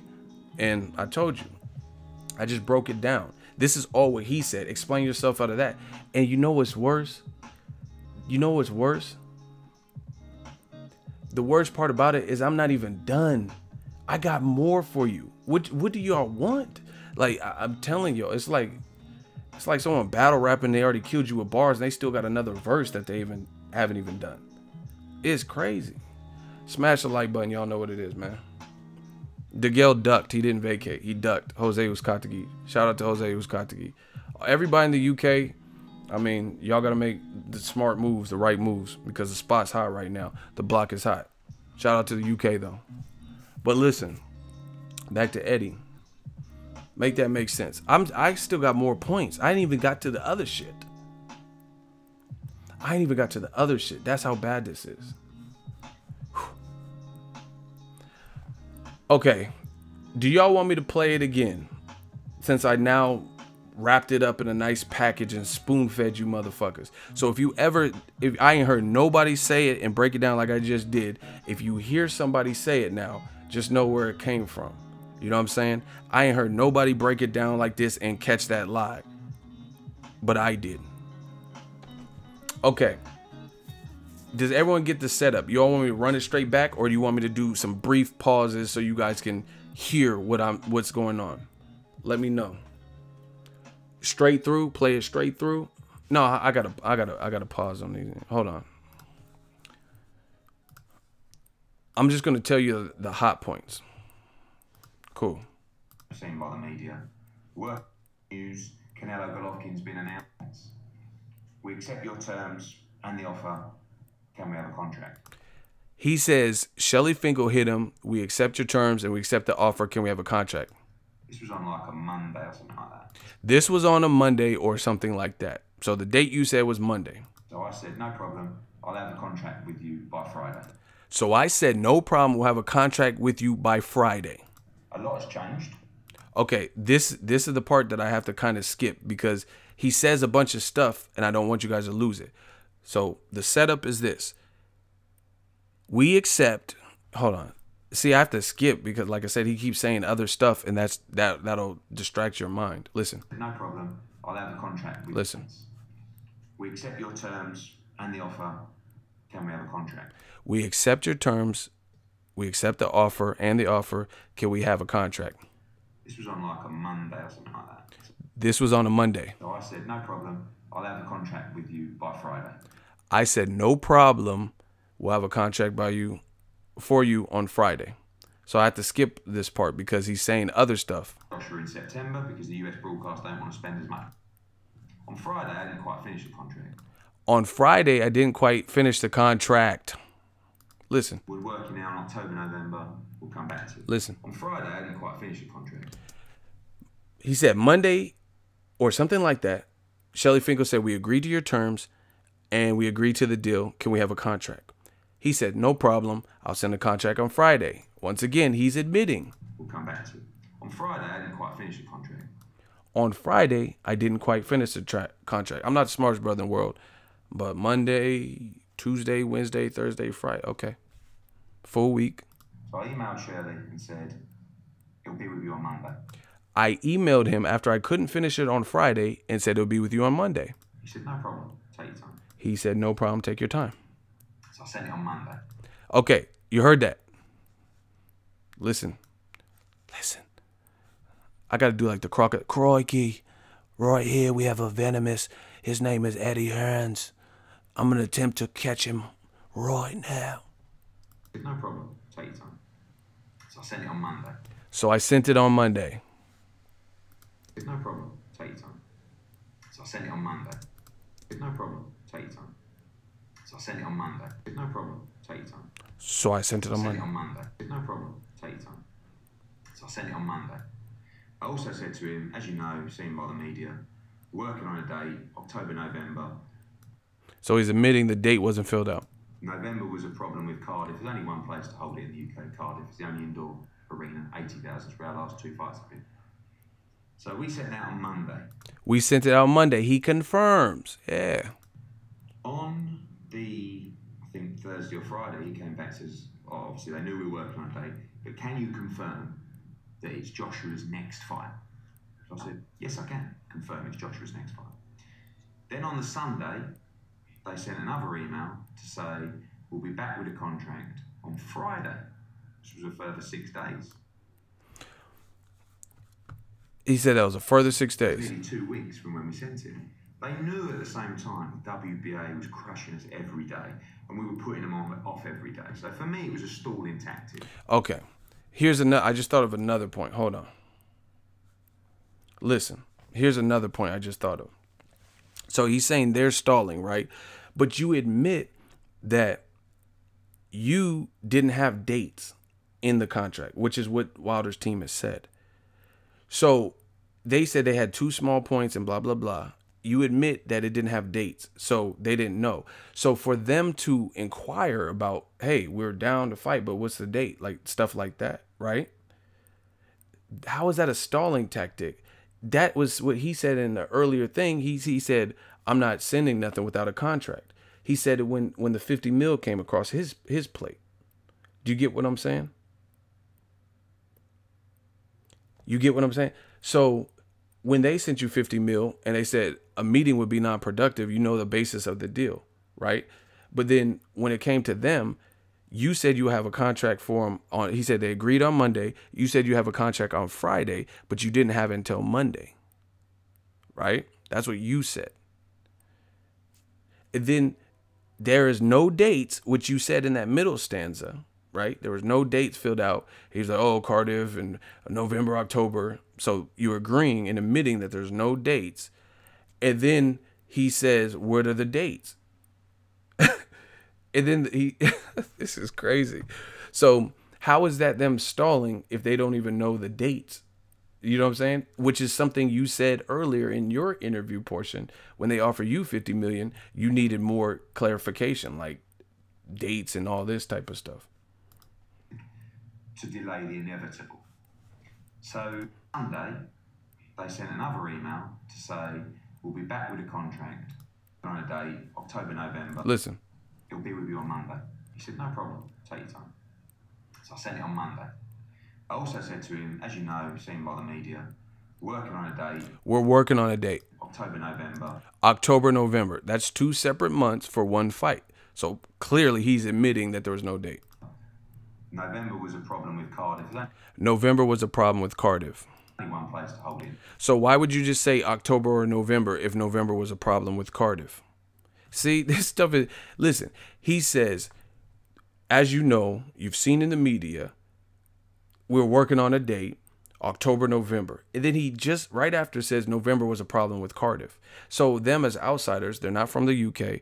You just said October, November, but then you just said November was not doable because it's not a problem. It's not feasible for Cardiff. No problem. Take your time. Listen. So I sent it on Monday. I also said to him, as you know, seen by the media, working on a date, October, November. Work on a date, October, November. November was a problem with Cardiff. November was a problem with Cardiff. So how is it October or November if it was a problem? Only one place to hold it in the UK, Cardiff. It's the only indoor arena, 80,000 for our last 2 fights have been. So we set out on Monday. On the, I think Thursday or Friday, he came back and says, oh, obviously they knew we were working on a date, but obviously he knew we were working on a date. Can you confirm that it's Joshua's next fight? Okay, he said, can you confirm it's Joshua's next fight? He says he confirms it. So I said, yes, I can. So listen, he's admitting the date thing that Wilder said. I think Thursday or Friday, he came back and says, listen. November was a problem with Cardiff. It was only Monday. On the, I think Thursday or Friday, he came back and says, oh, obviously they knew we were working on a date. They knew we were working on a date. But can you confirm that it's Joshua's next fight? So I said, yes, I can confirm it's Joshua's next fight. Then on the Sunday, they sent another email to say, we'll be back with a contract on Friday, which was a further 6 days. So he said, oh my gosh, this is, I got to damn near write this down. It's just so much. He just said on Friday, he talked to Shelly Finkel and he says, can you confirm it's Joshua's next fight? They knew we were working on a date. So when he's emailing you all these emails, you're making it sound like he's hassling you as if they have a date. But you just said they don't even have a date, which is what Wilder said to Brendan Schaub and what they've been saying. Brendan Schaub, he has that show on Showtime. So just here, I'm going to play it again. This is unbelievable. Listen. Monday. I also said to him, as you know, seen by the media, working on a date. Working on a date. Skip around. I think Thursday or Friday, he came back and says, oh, obviously they Thursday or Friday. knew we were working on a date. They knew we were working on a date. So he's making it like Shelly Finkel is just hitting him up, asking him random stuff to prevent or prolong this. But he's telling you, as far as that time when Shelly's sending all these additional emails, that they had no date and they knew we were working on a date. That's literally what he just said. But can you confirm that it's Joshua's next fight? So I said, yes, I can. So he's making it sound like Shirley's just emailing him a bunch of bullshit, but they still haven't even figured out the date, which is what Wilder said. Confirm it's Joshua's next fight. Then on the Sunday, they sent another email to say, we'll be back with a contract on Friday, which was a further 6 days. And he said, like I said, Monday, I told Shelly I'll have a contract for him on Friday. And on Friday, he said when that came, I emailed him saying I wasn't finished. So it's a problem for them to do it, but it's not for you. Okay. So it's nearly 2 weeks from when we sent it. They knew at the same time the WBA was crushing us every day, and we were putting them off every day. So for me, it was a stalling tactic. So so when they do it, it's a stalling tactic. But when you say I'll have a contract for you on Friday on a Monday, and then Friday rolls around and you say, hey, I'll give it to you next Monday, that's not a stalling tactic. And that's after they accepted. They said, we agree to your terms. He said, cool. Monday, I'll have a contract to you Friday. Then he said Friday came and we weren't finished. So I said, I'll have it Monday. So the same logic you're saying against them, after they agreed, it took you from Monday when they agreed to Sunday or Monday. So it took you a week. What are you talking about? And then you're saying they're stalling you, but after they agreed, you took a useless week figuring out or finalizing the contract. This is crazy, man. To delay the inevitable. And he says they were delaying it. So then he came out in the media on Monday, Shirley, and said, we've got our comments on the contract. It's only 2 minor points. We'll be back to them on Friday. And it's like, so you know the comments already, but you want to wait another 5 days to send them. Why is that? And you want to make this fight so badly. So the WBA, I think, saw that interview with them. And that doesn't even make sense. He says, you know the comments and you want to wait another 5 days till Friday to send them. He could be preparing the whole contract, getting signatures. He's not saying, oh, it's going to take me 5 days to let you know additional points. He's saying 5 days or whatever from Monday to Friday to get everything over to you. This is so funny to me at this point. Dan Raphael. He never said it's going to take me Monday through Friday to go over the small points. Like, I know them now and I don't want to tell. He's probably just preparing and pushing the paperwork, getting the proper signatures, having the lawyer or whoever proofread it, go over, notarize it, whatever the fuck they do. And you said, like, today it'll be done. Yesterday it'll be done. Now he's saying he'll come back with his comments on Friday. Enough's enough. The Povetkin fight has to happen next. Please send us the signed contracts. So that's parked up on the side. There's always a lot of he said, she said, who was in the right, who was in the wrong. You can always believe what you want to believe. See, and motherfuckers who's telling the truth don't say that. Believe what you want. That Wilder and Showtime have launched this propaganda mission to make Wilder credible. That in the 41 fights that he's had, he has never had a significant fight outside of Luis Ortiz, a guy who probably an hour before the fight had not been passed by the doctors because of high blood pressure. This guy is old. Okay. I told y'all, the more he does these interviews, the worse it's getting, because we're gonna analyze everything you say. You might as well read a teleprompter from this point on out. New media's on the case. Listen, first things first.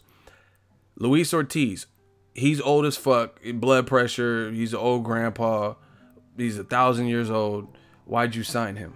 Why'd you work with him for 2 or 3 fights in Matchroom? If he's that fucking old, when he was Joshua's mandatory, why didn't Joshua fight him? Knock this old geezer out. He's old. He was the mandatory. You fought. You had no problem fighting Kubrat Pulev, who pulled out.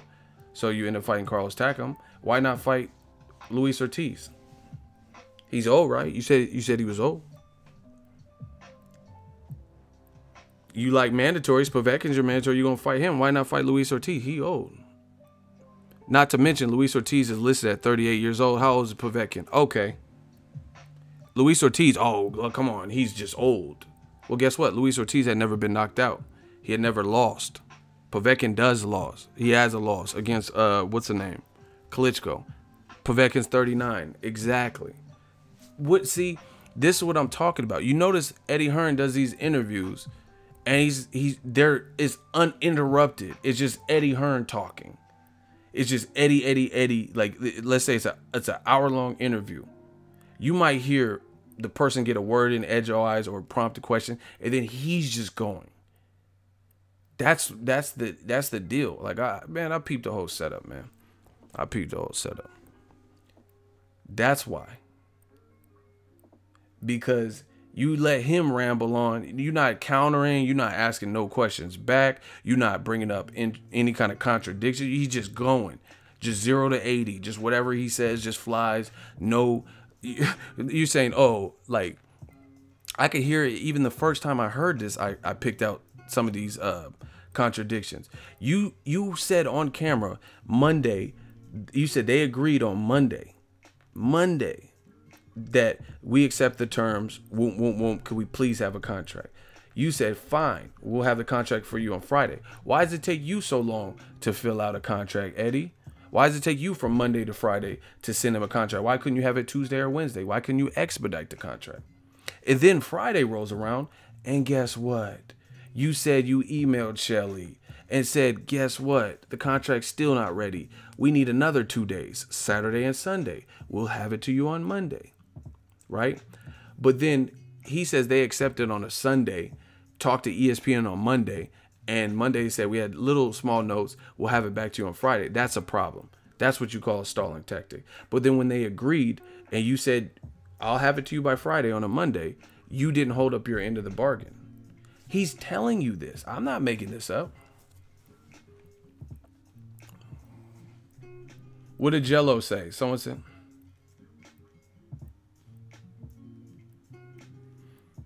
Yeah, and there's so many ways to slice it. He said Luis Ortiz. I mean, he's old. See, this is what someone, when they're trying to con you, this is what they do. Everything about what they're trying to say, they're making it sound super like innocent, and everything about them. Like, just listen. I study psychology. Listen, he says Deontay Wilder and Showtime boxing, they're trying to create a propaganda. Luis Ortiz was in his dressing room an hour before the fight, and they almost didn't pass him because his blood pressure. And I never even heard of that. So I don't know where he got that from. And Luis Ortiz, the way he fought, he didn't fight like he had no issue with his blood pressure, because he did better than Wilder versus Wilder than anybody, right? Then you also try to shit on Luis Ortiz by saying he's old. Come on, guys, he's old. He's listed at 38. Nobody has no type of birth certificate because he's from Cuba and he defected here. So nobody knows if he's older, slightly older, more older. No one knows. So his listed age is 38. Povetkin is listed at 39. Vladimir Klitschko is 41. Vladimir Klitschko is coming off a loss. Povetkin has a loss to Klitschko, right? Luis Ortiz didn't. Like, how you want it? It's however you want it. This shit is getting bodied. You guys are getting bodied, man. I don't even know why you just wave the white flag. So if we're talking about age, how is it that Luis, again, this is how you know when someone's conning you, because everything he's saying on his side, it's super, oh yeah, Wilder has 3 whole managers. Who needs 3 managers? Who cares? That's none of your business. Jay Diaz and Shelly Finkel and Al Heyman, and I don't think they particularly like each other. What the fuck does that have to do with you? What does that have to do with this fight? Talking about Wilder, Wilder in 40 fights, he hasn't really fought anyone except for one Luis Ortiz, but he's old and he has high blood pressure. So he ain't fought no one in 40 fights. You fight him. You be the person.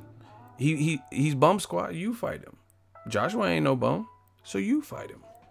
You know what I mean? Luis Ortiz, he's old and high blood pressure. Then why didn't youthful Joshua take out Luis Ortiz when he was his mandatory?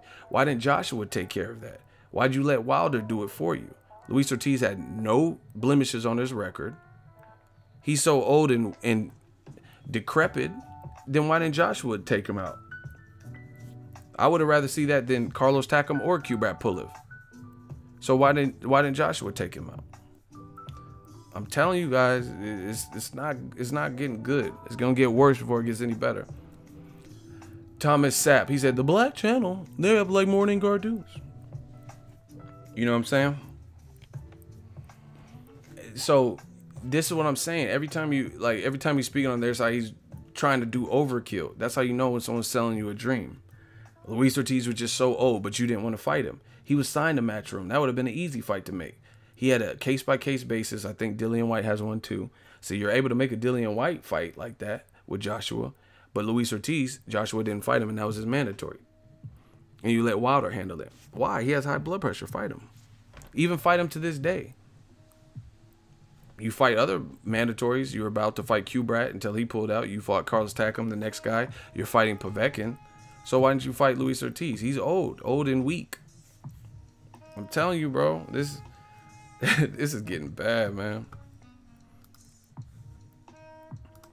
Like I said, he said, oh, it's a stalling technique. So they're stalling because they had some questions, and you admit that there were no dates, but that's them stalling.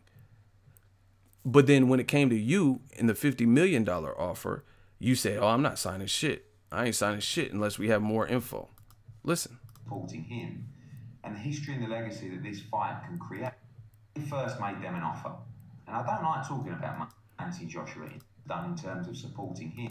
Probably represented about 30% of the pot, I would say. So Joshua did an interview, kind of tongue-in-cheek, saying that they said this fight's worth $100 million. Tongue-in-cheek. Give me $50 million, I'll fight you. Probably the worst thing he should have done. He said that's the worst thing he could have done is say ask for $50 million. And they come back and said, all right. So Deontay Wilder sent him an email and said, I will give you $50 million for this fight. So he's admitting Wilder offered $50 million, the amount that his fighter asked. So he said, that's unique. An offer from a fighter. We don't care about who sent it. To discuss. This was to listen. Shelley. And Shelley said, you have to accept the fight first. I said, well, we're interested. That should be enough for you. But I need to know a lot more about this offer. I can't commit someone like Anthony Joshua. I can't commit someone. We need to know a lot more about this offer. I can't commit someone like Anthony Joshua to an offer like this without knowing the details. Without knowing the details. Yet, when you just admitted October, November, and November would have been a problem for Cardiff, and yeah, they knew we didn't have any dates. But you just, oh my gosh. About this offer. I can't commit someone like Anthony Joshua to an offer like this without...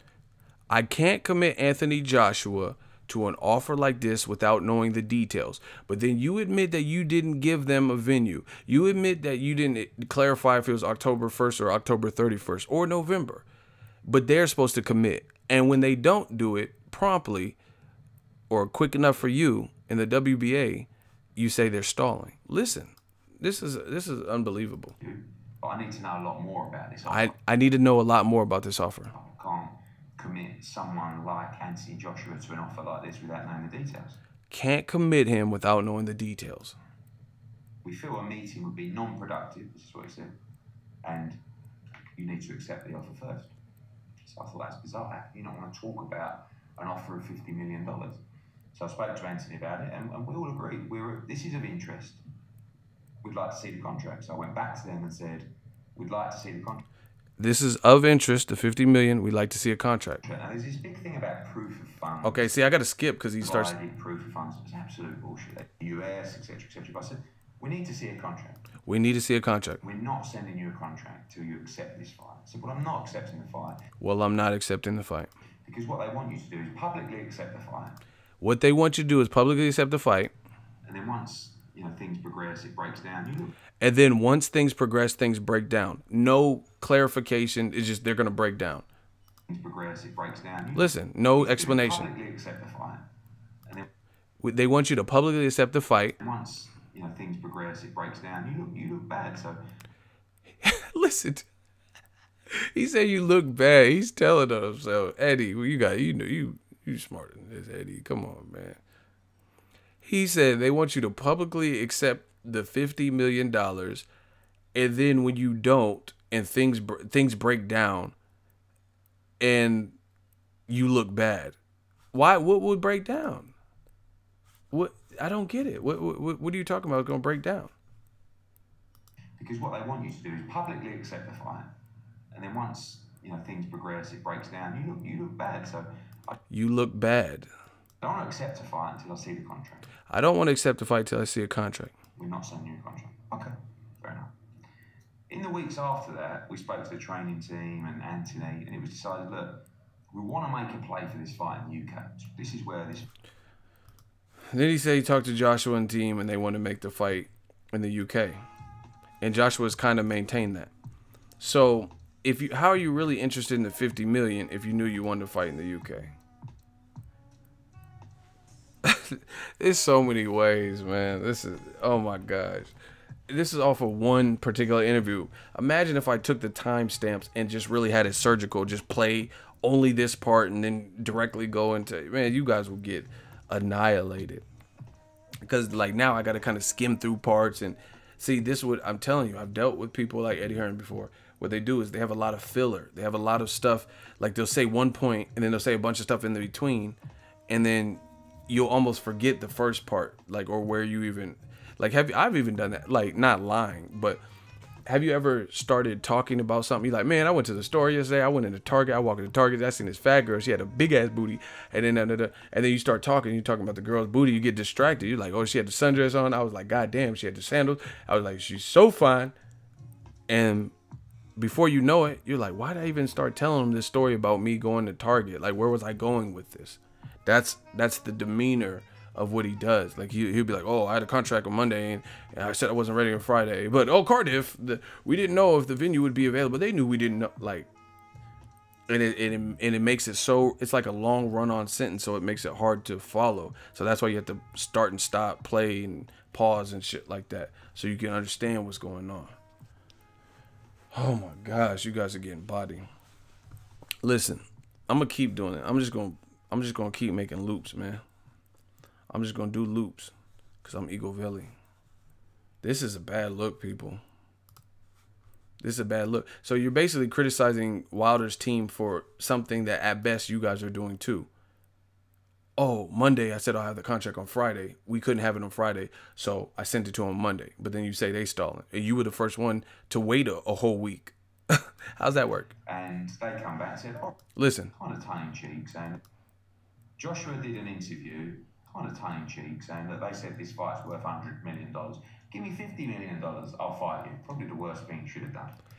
Joshua did an interview, tongue-in-cheek, saying, hey, they say it's a $100 million fight. Give me $50 million. I'll take it. So tongue-in-cheek, I just read the definition. Tongue-in-cheek is basically like not to be taken literally. It's kind of like a figure of speech, figurative. He was just fucking around type shit.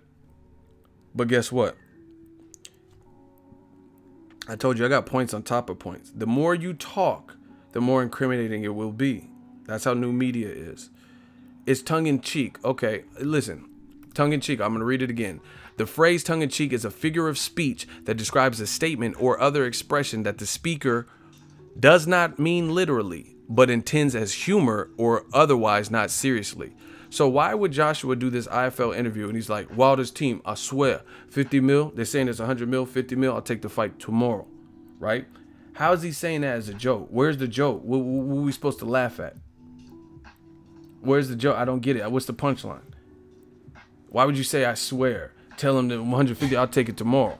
So it sounds like you said it and then they caught you up and then Wilder posted that 50 million, the money's in the bag and all that, and then now you had to backtrack. That's what it sounds like to me. So now you're trying to say it's a joke. But here, Eddie Hearn is saying, oh my gosh, Eddie Hearn is saying it's tongue-in-cheek. It's a joke, right? Everybody heard him say that, right? If you heard Eddie Hearn say it was tongue-in-cheek, it was meant to be taken loosely, kind of humorous, as a joke. If you heard that, say yes, so I can move on to the next point. I told you, this is going to be a slow burn. We like Usher, got to let it burn. Did you hear Eddie Hearn say that it was tongue-in-cheek and it wasn't meant to be taken literally, basically? Okay, fine. I'm telling you, this is a problem when you're not being transparent because it becomes a bed of deceit. We all heard him say that. Then why did, on the post where Wilder offered Joshua, he had a green WBC jacket on. This is how my memory works. Wilder had a green WBC jacket announcing Barry Hearns, Eddie Hearns, check your email. Joshua, just so there's no miscommunication, check your email. Me and my team, we put together $50 million. I'm so frustrated. The money's all in the bag, right? Mr. Tongue-in-cheek Anthony Johnson was in the comment section of that video, and it said, let's roll with the fireball, with the fire emoji. So if he was being tongue-in-cheek and it wasn't meant to be taken seriously or literally analyzed, one, why did you say we're really interested in the offer? Two, why did he say let's roll if he was just fucking joking? Three, the $50 million, you said you were seriously interested, and then you say you talked to Joshua's team and they didn't even want to fight in America. So which one is it? Tongue-in-cheek, it's a joke, or let's roll? We're seriously interested in the $50 million in America, or for the first fight, it has to be in the UK, for the UK fans and the UK people. You guys let me know. Oh my gosh. Oh my gosh. Thomas Sapp, thank you. $10 super chat. They did all this for promotion. He gonna fight Wilder when he gets old, when he feels the right hand gets weak, saying 8 weeks ain't enough time to train, but he's the one that said Wilder can't fight. Listen, we could break that down. He says, Eddie Hearn said 8 weeks is not enough and he would never do that to his fighter. I have the interview where Joshua was in the car with a black do-rag on, says he doesn't want to fight Povetkin. He says he really wants to fight Wilder because the implications, and he said I'm already in training. So that was more than 8 weeks because he said he was training in May, the first week of May it was when he did the interview. I'm telling you, there's nowhere to go. You could just keep telling lies and hope you get somewhere, but new media is on the case. It's gonna get worse. Once again, it's tongue-in-cheek, it's a joke. But then on that joke, when Wilder offered 50 million all in the bag, Joshua said, let's roll. So how's he joking? Why would he say let's roll if you, like, let's say fucking Terry Crews, and I'm like, get up dog, let's fight. And then he gets up and I'm like, man, I was just bullshit, I'm just joking, man, what's up? Right? But if he gets up and I'm like, yeah, what's up, what you want, how's that a joke? You know what I'm saying? Why would he put let's roll if he was just joking? A lot of backtracking, looking shaky, baby. So that's what I'm saying. Which one is it? The world sees it, man. This is, like I said, this is child abuse.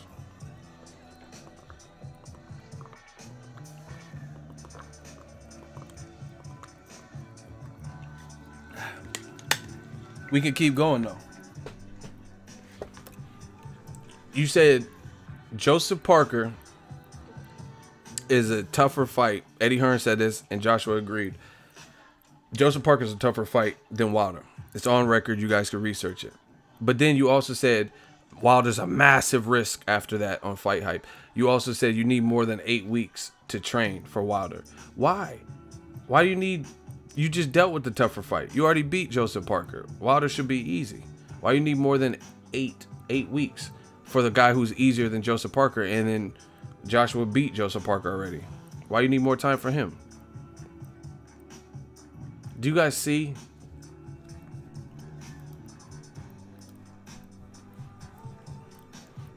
There's too many of these inconsistencies.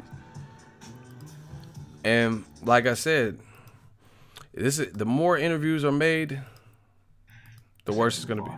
Because what they want you to do is publicly accept the fight, and then once things progress, it breaks down. You look bad. So they want you to publicly accept the fight, but once things progress, things break down, and you look bad.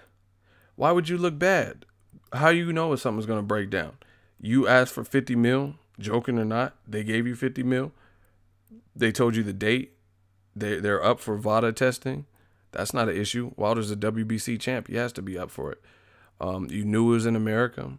You knew they didn't want a rematch clause. You knew it was in between the dates of September and December. Oh, man. This is just not a good look, people. I don't know what else to tell y'all. He's saying you'll look bad. See, once again, you'll look bad because you didn't want the fight. So if you publicly agreed and then didn't take it, then that would look bad. The proof. Joshua steps up and fights the best time and time again. Whether you think Shirley's lying, whether you think Wilder's lying, whether you think Joshua's... See, that's what I'm saying. People don't listen. Just listen to this, people. Time and time again. Wilder does not. See, these are distractions.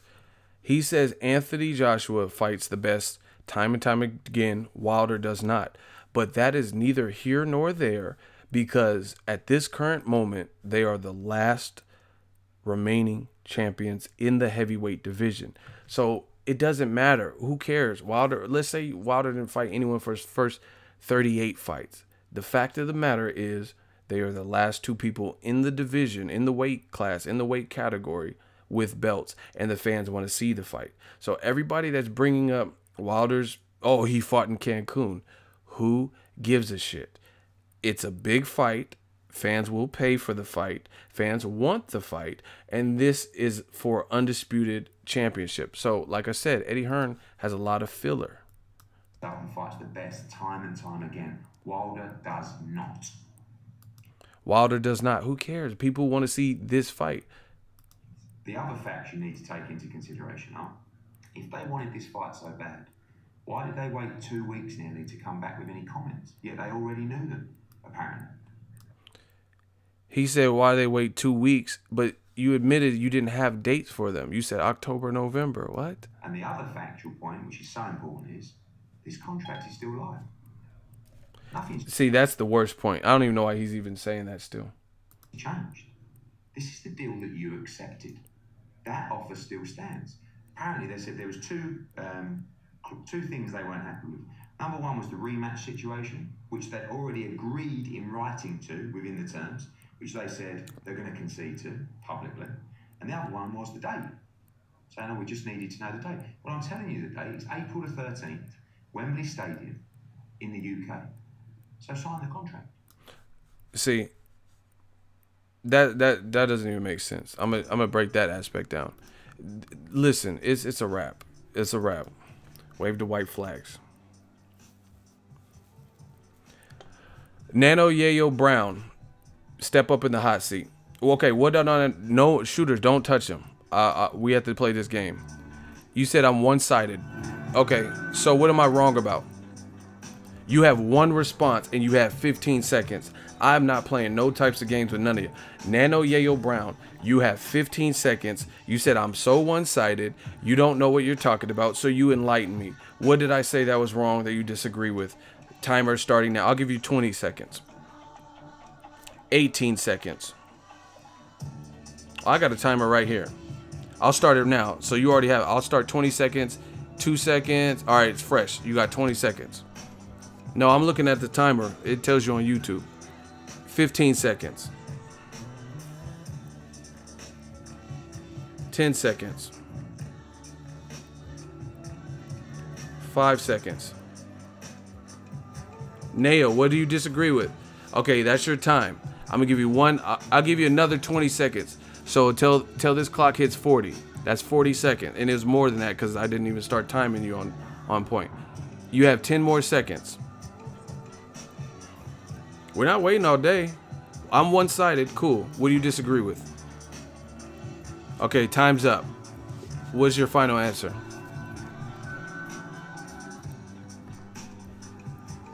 Nayo, what's your final answer? Now you just burning unnecessary time. Final answer. You got 15 more seconds starting now. Go. Shout out to Boxing Sauce. What do you disagree with? I'm one-sided. Okay, what do you disagree with? Shooters, get rid of them. Nano Yayo Brown. I gave him plenty of time. Nano, gotta go. Shooters. Yeah, but anyone could think someone's biased without ever explaining it with facts. Ronald Finkel clapped you. Man, this is bad. This is looking bad. Bad. See, listen. here's another hint. I'm gonna tell you how to deal with these jerks. Notice how the first word out of their mouth is either an insult or saying I'm biased or whatever. It's never the proof of how I'm wrong. It's not like, oh, you misquoted this or this or that. It's always your bias. Instead of even saying the bias, just get straight into the why I'm wrong. How about that? Block Connor Regan. Block him. Shooters. Connor Regan. This shit is easy. We're going to have a block party today.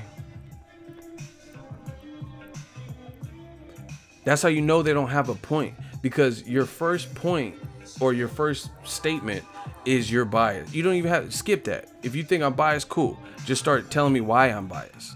How about that? Is that fair? Is that fair? All you have to do is just, good, we know you think I'm biased. Just start with your point. Start proving me wrong. Just jump right into that. That's plenty fair. If you think I'm biased, you don't even have to inform me that you think I'm biased. Just say you're wrong, here's why. Boom, boom, boom, boom. That's all. Because this is what they do.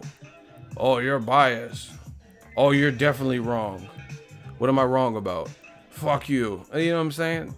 You don't have to do that. Just jump right into why I'm wrong. Say, ego, you're wrong, here's why. And then let us know. These dudes are getting murdered. This shit is crazy. I don't know if I ever seen this. These dudes are getting decapitated. And see, you don't understand like where I'm from, who I am as a person. This is some pit bull shit. We on the neck. I'll never let up. The more you guys resist and won't admit it, the harder I'm gonna work. Like that. So keep it. I love it. I love it. This is practice. You know what I'm saying? This ain't even a real fight. This is like child abuse. I told y'all. We're working now in October, November. We'll come back to it. On Friday, I didn't quite finish it. Oh, let me counter this dumbass point from Eddie Hearn, right? Eddie Hearn keeps saying, "Oh, you only had two small notes and take the fight April." Who the fuck is gonna take a fight for next year right now? You don't even know how Joshua looks versus Povetkin.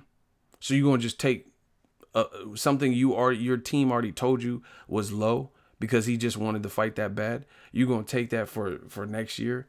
That is probably the weakest point. That's one of the weakest, because the other shits is lies. But as far as the point making, that's one of the weakest points that Eddie Hearn keeps regurgitating. You know what I mean? Regurgitating. Who is gonna take a fight for next year? I can't even fight you this year. That much is known. It'd be one thing if he said sign the fight for December and it was still this year. But who is gonna take a fight and sign a contract for something that far out? That, like, honestly, for not even this year. Who would do that?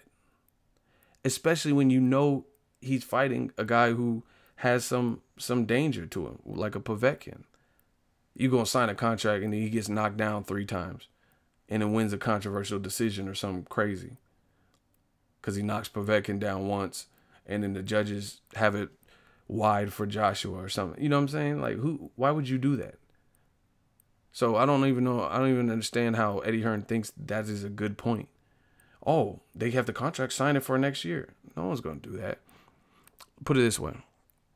If you need a job right now and you apply at Costco and they say, hey, we just hired our last person yesterday. We'll keep you on file. Sign this contract for $10 an hour. We'll hire you next April. Are you going to sign it and you have to work for them in April? No, you wouldn't. You would see where your life is at next April and then maybe renegotiate depending on what's happened. You know what I mean? A lot can change in 9 months to a year. Ain't nobody I would never sign a contract for something that far out. You know what I'm saying? We're gonna hire you in April 2019. So sign and agree to this hourly wage. So when you come back, you're stuck at that hourly wage. You know, okay, for example, see, I told you I'm the king of analogies. Let's get it. Like using this example I just said. You apply for a job at Costco. They say, we want to hire you $10 an hour. I got bars for y'all. Listen. You apply for a job at Costco today. They call you, interview you. We like you, but we just hired and filled the last position yesterday. So sign this contract for $10 an hour for next year, April, right? So when you come back, we'll give you a job, but it's for $10 an hour.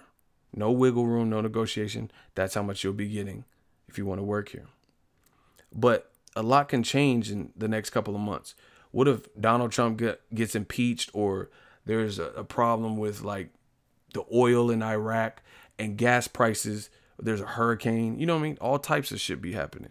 Hurricane fucking Lisa comes and gas prices shoot up to $6 an hour. Yo dumbass agreed to $10 an hour and gas prices are $4.50 a gallon. And because of the climate right now, you didn't know the gas prices were going to shoot through the roof like that, right? So you agreed to $10 an hour for next year. But when next year rolls around, like I said, the gas prices are ridiculous because there was a hurricane, natural disaster, another problem with Puerto Rico. You know what I mean? I'm just throwing things out there, right? How you going to get by when things went up, the price, the cost of living? You know, I've had situations where I live in an apartment, right? And then I get a random letter in my mailbox talking about your rent is going up. If you choose to stay here, your rent is going to be, it's moving from, we'll just throw out a round square number. Your rent's moving from 1,000 to now it's 1,450. Right?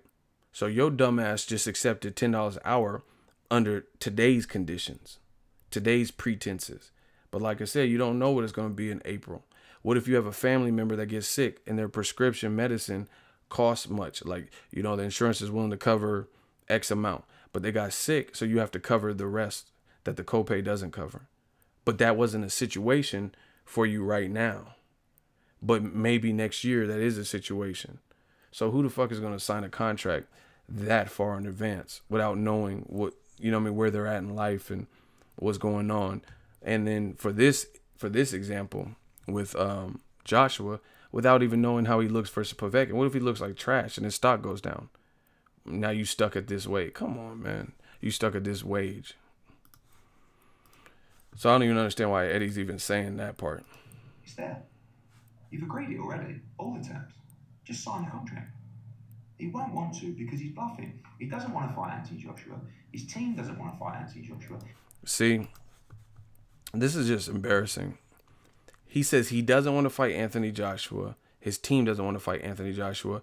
But just last week, he did an interview and says, I think Deontay Wilder wants to fight. I think Shelly Finkel is the one that didn't like the deal, and he doesn't want to fight. 2 weeks before that, he says, I don't think Deontay, or actually literally a week before that, he said Wilder doesn't want to fight.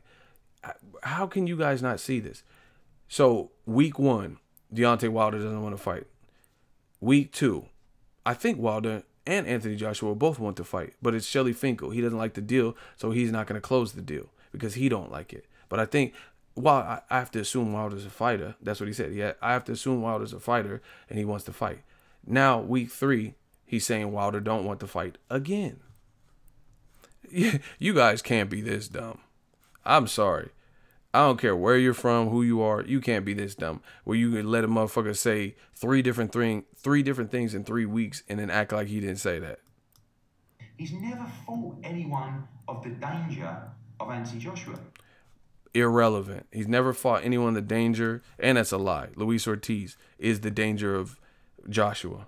Maybe even greater. Probably I would say greater because he's a southpaw. Both guys have power, but he's a southpaw that can move, and he don't gas out like Joshua has in some fights. He never fought Klitschko. No, he never fought. What is him? See, bro, this is the worst damage control I've ever heard. He's never fought Klitschko. Who cares? Klitschko's retired.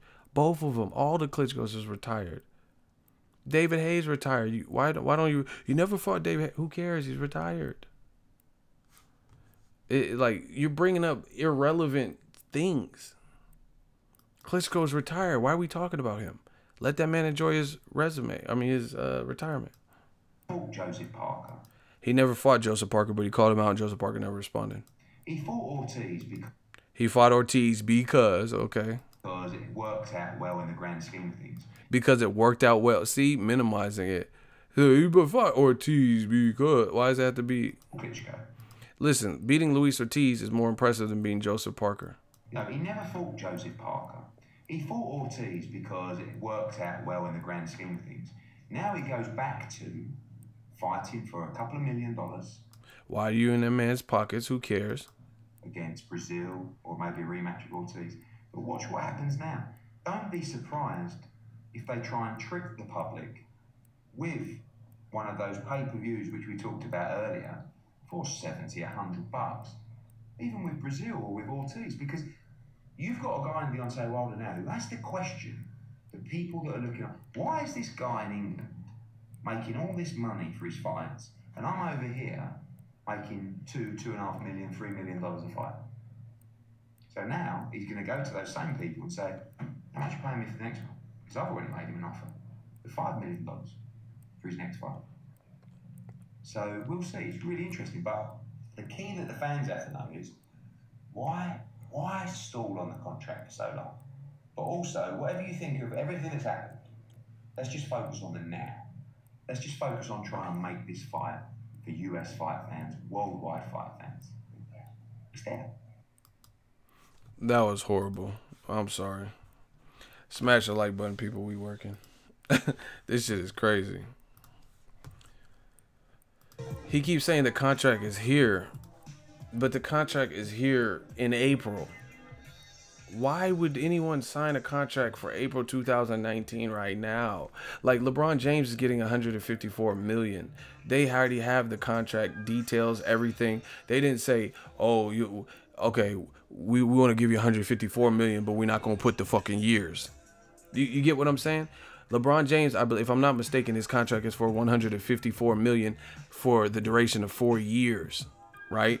They don't just send him some only in boxing. They're not sending him like, hey, we know we left the years part blank, but just sign for $154 million.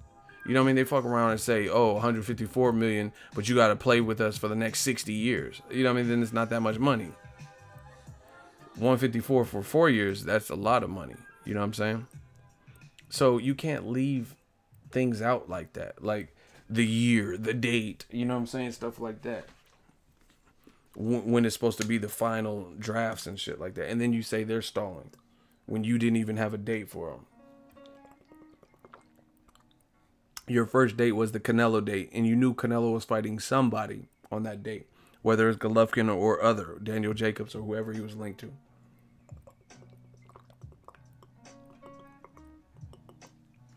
This is embarrassing for y'all. All I got to do is talk and drink water. And I'm embarrassing y'all by the minute. All you man fans.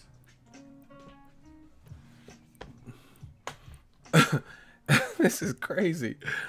He said 50 million we're definitely interested in. But you knew they wanted you to fight in America. And then you say you talked to Joshua and team and trainer and stuff, and they didn't want to fight in America. So why didn't they want to fight in America? Who cares? Then you weren't really interested. If the 50 million was contingent on being in America, he already says he didn't want to fight in America, then how are you interested?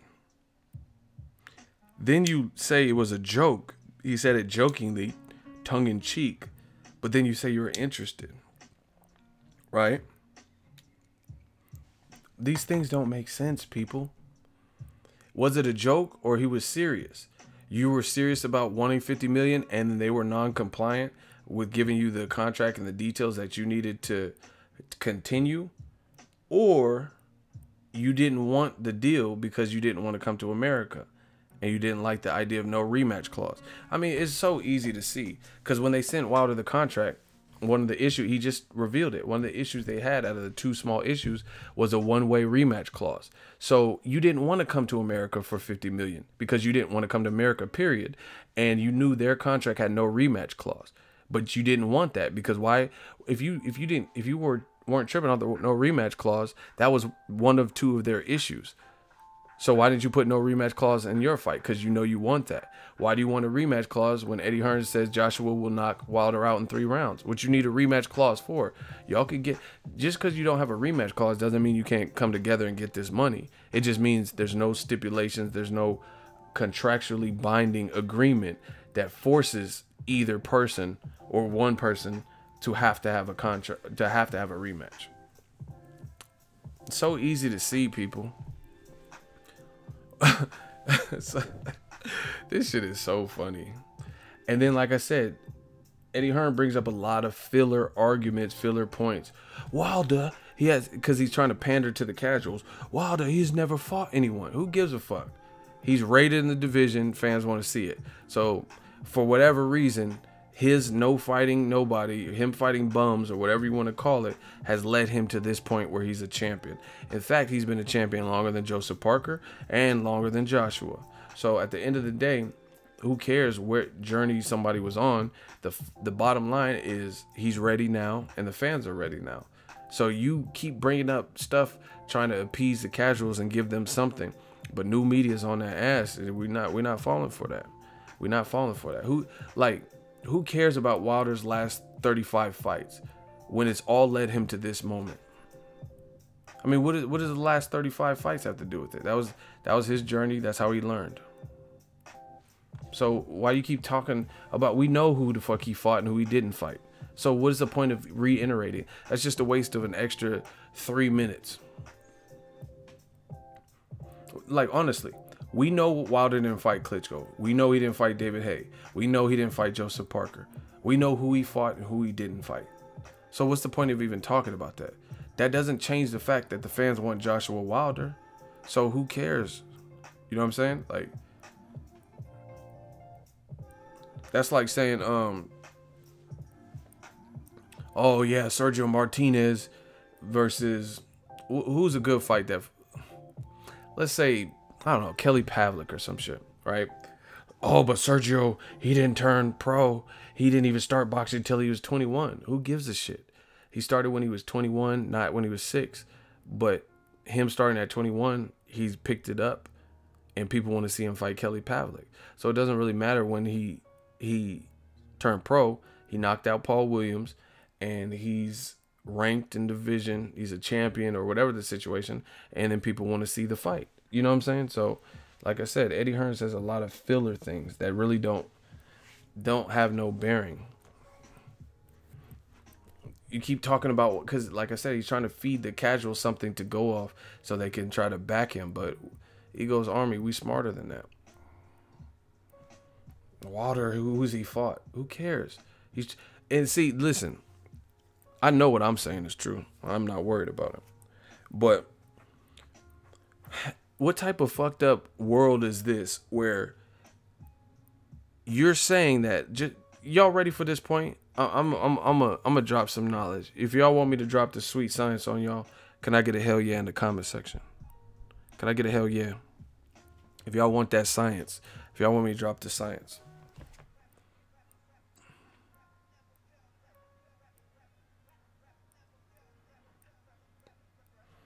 Okay. Even if you agree with Eddie Hearn that in 40 fights Wilder hasn't fought anybody, even let's playing devil's advocate, my question is this: oh, he hasn't fought anyone. One, that should be more reason for Joshua to fight him. Fight him before he starts improving his resume more and more. Two, that how can you pigeonhole someone and say they never fought anyone? Their resume is unimpressive, just like Tony Bellew did to Wilder, but he doesn't want to fight Wilder. Why are you talking about the man's resume? He said he had a better resume, which is a lie, because you don't want to fight Tony Bellew. I never heard him call out Luis Ortiz. That's a great fight. Fight him. You know what I mean? The only person he fought is David Haye, a former cruiserweight who has a lot of inactivity, retired for 3 years. Tony Bellew don't have no better resume. But anyway, you got Eddie Hearn and Tony Bellew and different people saying, look at Wilder's resume. But you're trying to pigeonhole him. He wants to fight Joshua, right? He wants to fight Joshua. But then you're saying no. So you want him to be stuck at having no resume. Because the person that would give him all the belts, all the credibility, if he can beat him, you don't want to see him fight. You get what I'm saying? That's like me. Let's say me being a movie director or casting agent, right?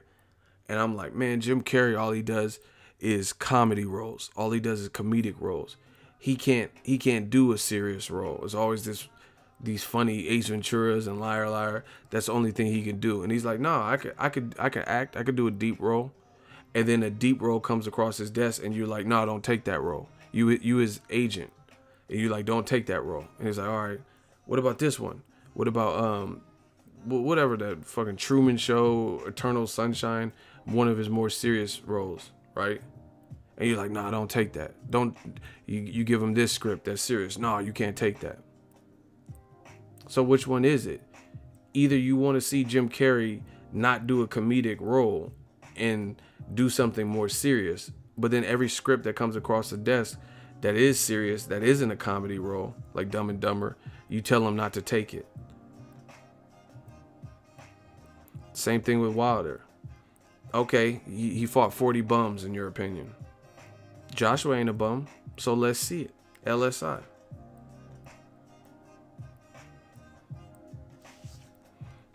You know, but they want to pigeonhole you. They want to keep saying you ain't fought nobody because they know what happens if you do fight somebody, that you have the chance to take everything that they've built. It's that simple, people. Oh, he hasn't fought anyone. He's trying to fight you. That'll give him all the credibility he needs. But they know if Joshua loses to Wilder after all of this, Fred Randall, you about to get blocked. Actually, block him. I'm sick of these dudes. He said he still wouldn't be a star. You hating. Why wouldn't he be a star if he knocked out Anthony Joshua? Block that. Block him. Block this man. I'm sick of these dudes. I'm sick of these dudes. Straight up, man. Slip the jab. Shout out to you. $5 super chat. Fanboys act like the heavyweight division has been thick with big names like the old days. 40 professional fighters have tried. 39 went to sleep. Yeah, and one of the one person that survived got ate up in the rematch and got done worse than a lot of other people that got knocked out by Wilder. And that was Stre. That's what I'm saying, man. These dudes is making it worse on themselves.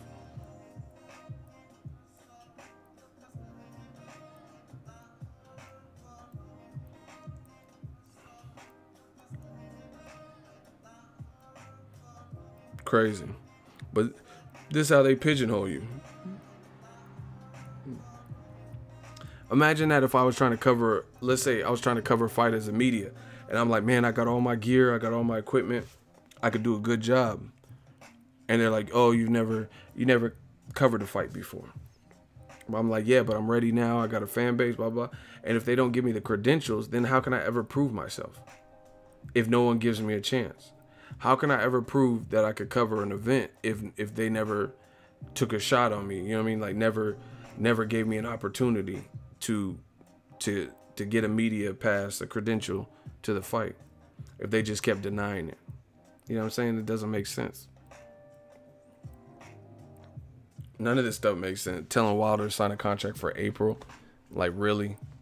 Sign an April 2019 contract in mid 2018. Come on, bro.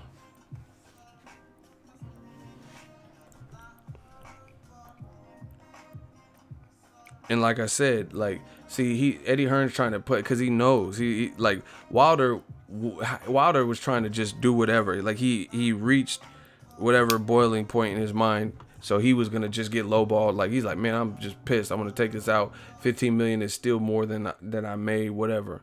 I'm just gonna settle for this, and I'm gonna try to knock this boy out. That's what happened. But then it all fell apart. So he's like, man, fuck that. All the deals are off the table. And Eddie Hearn knows that. He knows he lowballed Wilder in offer 1 and in offer 2. And now that's why his catalyst of his argument is he keeps saying, oh, why don't you, the deal's still there. You know, it was a lowball deal to begin with, and that he was just going to accept it just to try to get the fight this year. But now, since he's not getting the fight this year, he's like, fuck that. I'm already not getting my way. You know what I'm saying? Like, here's an example. Use your appetite, right? Use your appetite. What if you were craving a pizza? See, I'm the king of analogies. Let's say you're craving a pizza It's Friday. You're craving a pizza. And then every pizza place you went to on Friday, the day you're craving, you've been all day at work, when you're at home, you're like, man, I'm craving a pizza. But then you leave the house late because you're watching TV or boxing or something, right? You finally leave the house. You go to pizza place 1, they're closed. You go to pizza place 2, they're closed. You go to pizza place 3, they're closed, right? You've been craving pizza all day. Then when you finally leave the house to try to go get the pizza, all the good pizza places or all the pizza places in general are closed. Now, after all those failed attempts, and let's say you go settle for a burger, something that's open, a burrito, right? That doesn't mean your craving is you're gonna go get the pizza on Saturday when you did all this driving around to get it on Friday and then you couldn't, and it was unsuccessful. You get what I'm saying? It was unsuccessful. Wilder was trying to get the fight for this year. So since he didn't get it and he knows he's not getting it this year, he's not trying to sign for April of next year. That's stupid.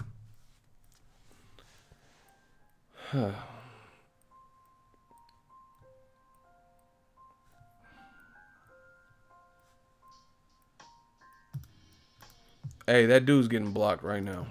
I'm sick of these zombies. These zombies are getting clapped.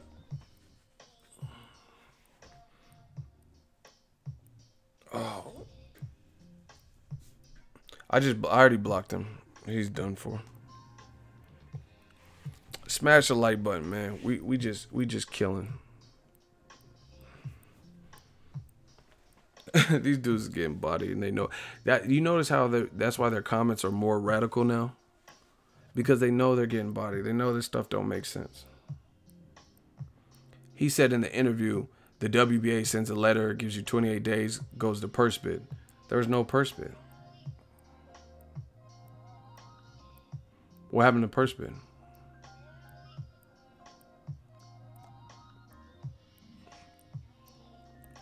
And like I said, this is like more circumstantial, but this is how I know they didn't want the fight. Because they were so easy to bend when the WBA offered 24 hours. If you really knew you had wasted 2 months and you were this close, they only had 2 small points, and you said you gave them the date, right? So, okay, this shit is so easy. You said they only had 2 small points. One was the rematch clause, and you said they conceded, and the other was the date. So now that we know the 2 small points, that's something you could have easily resolved once now that you just told us what the fucking 2 points were. See, he doesn't even think about stuff like that. Eddie Hearn just says stuff. He doesn't realize that, right? You only had 2 small points, or they only had 2 small points, which are now you're saying resolved. You said one of them was the date, so you could have just gave them a fucking date. And then the other issue was the rematch clause, which you said they conceded, right? So why did you agree? Like when the WBA said, fuck that, 24 hours.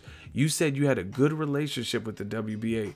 Why didn't you beg, plead, kick, and scream and say, don't do this to us. We made ground. It took 2 months to get here, and we really want this. This is the fight Joshua wants, and we're right there. It's a unification, which is bigger than a Povetkin fight. We swear we're going to win, and we're going to fight Povetkin if we win. But he just gave in. He just caved in. That's how you know, people. And there's an interview Eddie Hearn did where he says, oh, the WBA called the 24-hour thing because they were fed up. And he says, you know what? I'm glad. Why would you say you're glad? I know. Why would you be glad that they called for the 24-hour deadline for Povetkin when there's only 2 small issues? Why? Why would you be glad? You're glad because you didn't want the fight, and then it ends the bad dream. It's like someone waking you up from a nightmare. And then you can go on to your mission of trying to blame Wilder for everything. Yeah, I don't know what's up with my Siri. She just starts listening and like recording shit. I don't like that. That's why you know. Eddie Hearn said, I'm glad that they called the 24-hour deadline. So just the way they budged, you see you have a good relationship with the WBA. Why didn't you be like, man, Joshua's been an upstanding champion, right? He's never done anything. He has no problem. We have a much bigger fight because you didn't want to do that. It's very easy to see. You were happy that it was over because so you can go to your real plan of Povetkin. Straight up.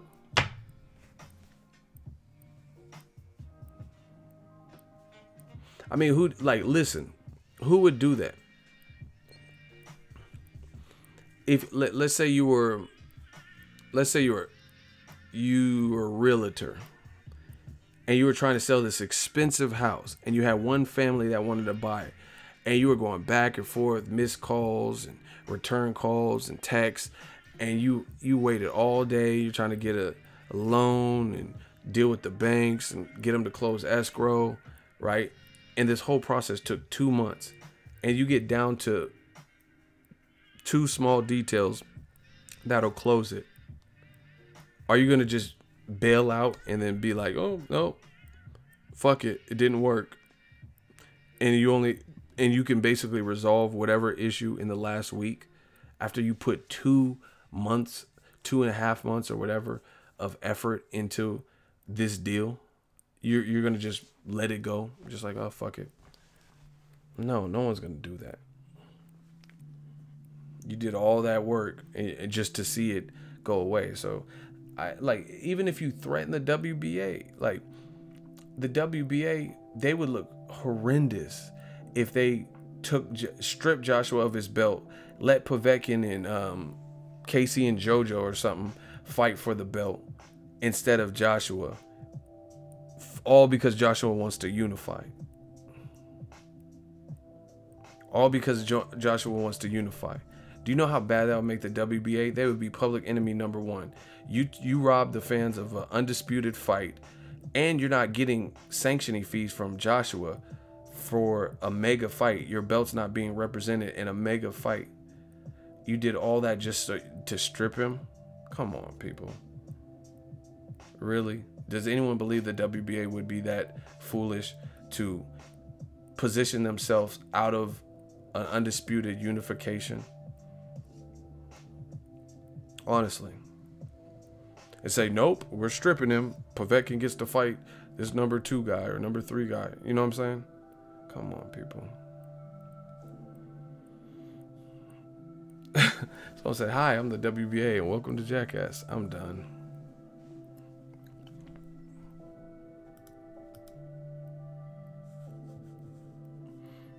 You guys are getting destroyed.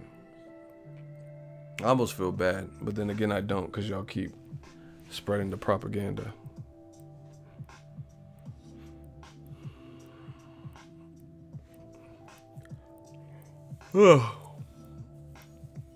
I'm done. Let me know what you guys think. I'm gonna be back. See, that's what I'm saying. All we do is recharge and we come back. Happy 4th of July. We never gonna stop. As long as there will be justice. As long as there's these falsehoods and things being put out there, we gonna always keep coming back. Shout out to Rayshawn Smith. Ego, my guy. Keep your foot on their throat. Eddie throat. You know what? Fuck that. I got my second win.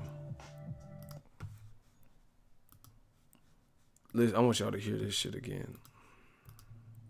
Probably represented about 30% of the pot, I would say. He said 12.5 million represented 30% of the pot, which means this is a $42 million fight, which he already is on public record saying he believes it'll do over 100 million. Funds was absolute bullshit. They didn't provide our mandatory. Povetkin mandatory got called over 2, changed. We've lost venues. Canelo Golovkin's contract. This was on like a Monday or something like that. So I said, no problem. I'll have a contract with you by Friday. Contract. This was on like a Monday or something like that. Listen. Which we put in the email, 5 or 6 terms and the offer. We accept your terms and the offer. Listen. Email, 5 or 6 of the key points. We accept your terms and the offer. Can we have a contract? He says, we accept your terms and the offer. Can we have a contract? This was on like a Monday or something like that. So on a Monday. I said, no problem. I'll have a contract with you by Friday. No problem. On Monday, I'll have a contract to you by Friday. Listen. A lot has changed. We've lost venues. Don't listen to Canelo this. Golovkin's been announced, so we can't do Wilder Joshua in September because the US broadcast don't want to spend as much money. Could it be the week after Canelo? But we're working out October, November. We'll come back to it. Okay, ignore all of that. He said Monday, I told Shelly Finkel we'll have the contract to you by Friday. Now listen. On Friday, I didn't quite finish the contract. On Friday, I didn't quite finish the contract. So I emailed Shirley and said, it'll be with you on Monday. So I emailed you and Shirley that it'll be with you on Monday. He said, no problem, take your time. So I sent it on Monday. So I sent it on Monday. So how can you say that Wilder's side stalled when you admitted that you told them something that you did not deliver? I just let you listen to it. That he said they accepted. Can we please have a contract? We accept the terms, we accept the deal. Can we please have the contract? He said this was on a Monday. He says, no problem. On Monday, I will send you the contract by Friday. Right?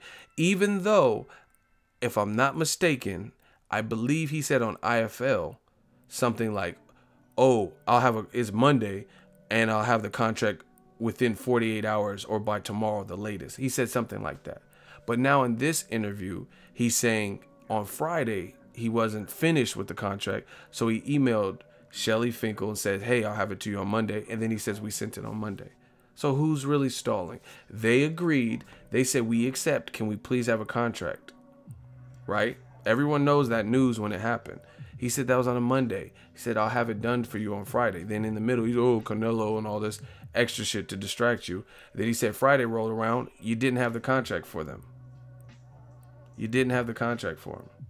So you emailed Shelly Finkel and said, hey, we'll have it on Monday. But then you start blaming them, say, hey, it's been another 2 weeks. They knew what they were doing. They were stalling. You guys, yeah, this is funny. This is really funny. So you're blaming them for 2 weeks, and then you're blaming them. And in that segment, you're saying you didn't have the dates figured out, which is what they told you in interviews that you didn't have.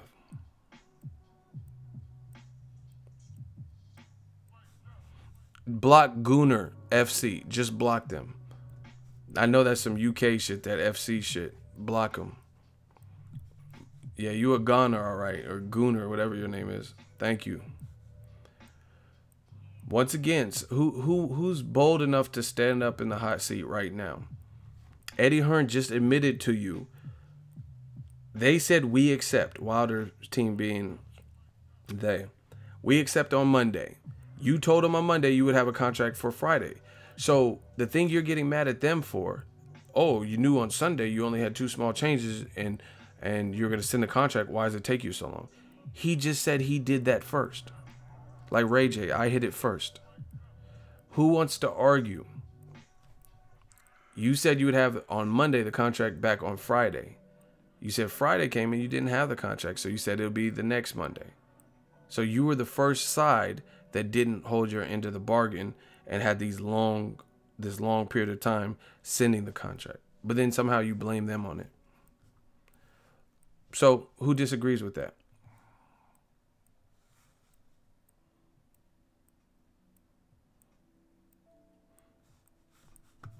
Just like I thought. Nobody. Because you heard it from the horse's mouth. He said it. I don't even know why he does these interviews. But we're working out in October. I'll have the contract with you by Friday. A lot has changed. Okay. Could it be the week after Canelo? I didn't quite finish the contract. We'll come back to it. On Friday, I didn't quite finish the contract.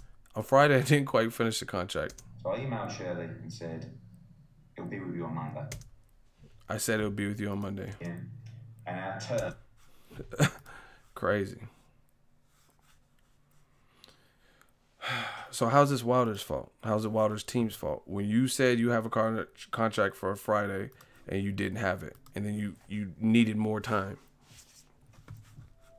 And like I could have swore on IFL he did an interview where, hold on, I know what interview it is. Hold on. I could have swore he said, oh, it's Monday, I'll have the contract by tomorrow. And now it's Friday. Hold on. Listen. Who has a good memory? Or can someone copy and paste this? Who has the ability to easily copy and paste something? I'm going to tell you 2 timestamps. All you have to do is copy and paste it. Because it's too hard to keep scrubbing through it. So somebody from Ego's Army. Okay, Ronald Finkel. Cool. We like some lawyers around this motherfucker. Okay. Yeah. So a month after our offer nearly, they came back and said, we accept the 15 million and our terms, which we put in the email, 5 or 6 of the key points. Ronald Finkley. The first one is 5 minutes and 16 seconds. Accept your terms and the offer. Can we have a contract? This was on like a Monday or something like that. So Monday. I said, no problem. I'll have the contract with you by Friday. I'll have it to you by Friday. November was a problem with Cardiff. There's only one. See? Because I tell you how he does. He says a bunch of shit in the middle. Indoor arena, 80,000 for our last 2 fights. Okay. So we set out on Monday. On October, November, seen by the media. So I sent it on Monday. Said, but we're working now on October, November. We'll come back to it. Okay, the second time is 5 minutes and 41 seconds.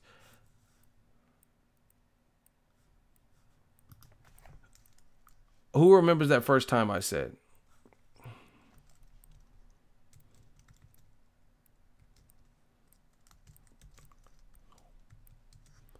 Okay, somebody highlight these timestamps that I just did. 5:21 and 5:41. Just remember that.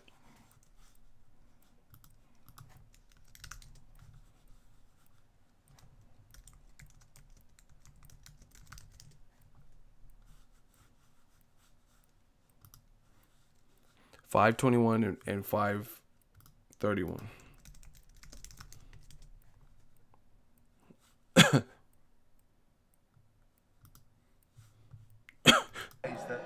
that your purse is broken up.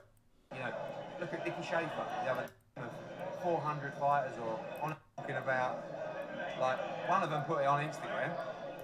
Listen, I only won 3, 4, 5 a day. You know, through 10, 15 and over. Interview with Michelle Phelps, I said, do yourself a favour, don't listen to people with an agenda. Get your fight out of the way, we'll meet face to face. Because that's the difference. I don't want to be everywhere. You have to understand as well, we don't have to sign these guys. Beef or whatever was Schaefer was ended. So, epic. You'll pull Dylan White out of this eliminator. Well, that's not the intention of the sign as well. I thought the beef or whatever was Schaefer was ended. Huh? Loads. Every listen to people with an agenda. From platforms and advisors. Start. I want to sign 4 or 5 boxer. So we can't take him seriously yet, but he is a great heavyweight, and Dillian knows that. And one option is stick for that fight even. I know what Tony's doing. He came back, he overcame them, like Garcia, but this is what I'm up against. You imagine? I'm not. I'm listening. Right, Dylan White. Oh my gosh. One will be a payment from. Sometimes we'll be overpaying, and I'm just getting started. So I don't want to be signing, put it on Instagram, Mr. Broner. It's like, yeah. This is the problem. Eddie Hearn be doing these 30-minute, hour and 30-minute long interviews. So it's hard because you have to dig through it because he just keeps talking. You know what I'm saying? He's just talking and talking about it. So you have to keep digging through it. You know what I'm saying? Like, damn, I'm trying to find the piece. I remember it was in here, but it's just like 30 minutes. Cool. This is not what the public, right? Your purse is set at. Yeah. What? I'm reminiscing. So. Yeah. So. Where are we? So my old man, I I think he's probably sitting down with Shirley right now, having a cup of coffee in New York. Really? Yeah. Okay. He was over there. He said, "Do you want me to go and see Shirley?" Anyway, so we went back. We improved into Wilder. Like, just let us know. If you don't want to fight us in September, no problem. We can talk about the fight in December or February. But Josh wants to fight in September, and that's what he'll do. Will that be at Wembley? Yeah. Possibly. Not definitely. No. What's the other venues you're going? Loads in September. So he doesn't have to fight on the zone to get the Joshua fight. If that fight has to happen on Showtime, we understand that. It's part of the deal. But if he doesn't want to fight Joshua next, I could do his next fight, pay him a lot more money. Which is a right touch for them. If you don't make the weight, you get... Listen, I have to find it. It's just too much shit he's saying. Who's Tom? Y'all block someone else? Listen, remember what we just said as a pact, as a group? He already got blocked, so it's already pointless. But he said ego is just clutching at straws. Your man Wilder is ducking. He doesn't want to fight anyone. You notice how I'm giving you timestamps. I'm letting you listen. I'm doing everything. And they're just saying, oh, Wilder don't want to fight. Do you guys see that, right? Or is it just me? He already got clapped a long time ago. You notice how that's happening. They keep saying, oh, ego's clutching at straws. But they're not telling you what I said that was wrong. Because they can't. Because it's audio. Because he said it on tape. Listen, I'm telling you guys, this is not what you want because it's going to get more and more surgical. I told you, surgical summer. The more you guys do this, the harder we work, right? To uncover the truth. So you're better off just stopping. Just say, oh, Joshua Povetkin's a good fight. Move on with that. But the more half-truths and shit that come out, the worse it's going to be. I'm trying to tell y'all. Y'all don't have to heed the warning. You can do whatever you want. But I'm telling you, it'll get way worse. But anyway, see, like I said, this is the hard part, is like finding someone's paper trail. You know what I mean? You damn near have to write it down. Because like I said, some of these Eddie Hearn interviews are like an hour long.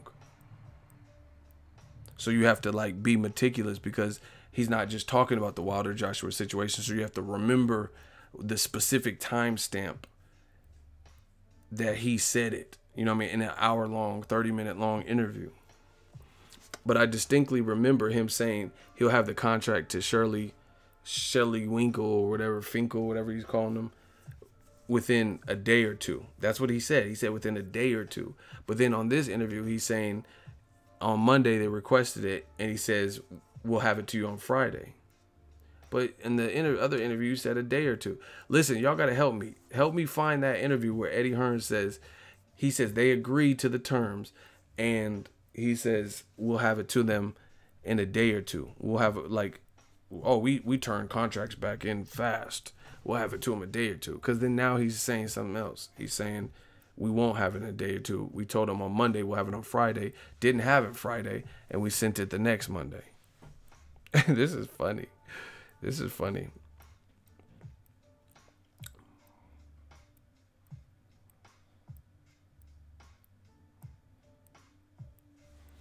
Damn, Hamza's killing y'all. He said, yeah, minimizing the truth. It's a well-known tactic. Chicks do this a lot. Like, oh, you get mad off of that? Like you're the one with the problem when you catch her doing something. See, Crip Zoe heard it too. I just don't remember. Like I said, it's hard when someone saying whatever and doing hour-long interviews each time. Anyway, I'm about to get out. I'll come back. Listen, y'all don't keep putting these comments, thumbs down, all that. That's gonna be a wrap for y'all. Promise you that. So keep that up. I like that. I like that. I like when y'all do that because I'll just do my research. I'm gonna rest up. Happy 4th of July to everybody. Eagles Army. You know we winning. And then I'm gonna rest up and I'm gonna find that. It's a June 12th interview. On what? See? See, this strength in numbers. We gonna start doing Ego's Army. Oh my gosh. Ego's Army. This cannot be serious. Ego's Army is not. I told you, we're not to be fucked with. Oh my god. I told you the power of the internet. Hold on. June 12th. I'm gonna put this in. This is funny. Oh my god. Strength in numbers. I tried to tell y'all. Ego's Army is getting too strong.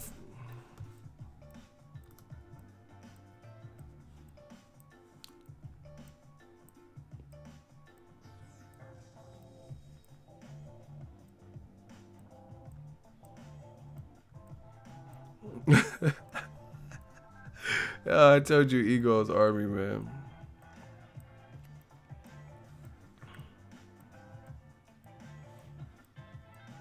Hey, where does it say it on the June 12th interview?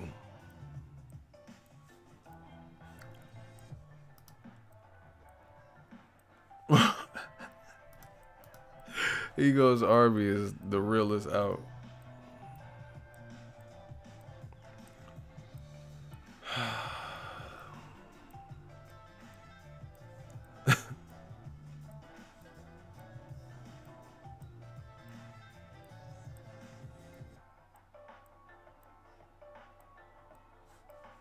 Oh shit, y'all done fucked up.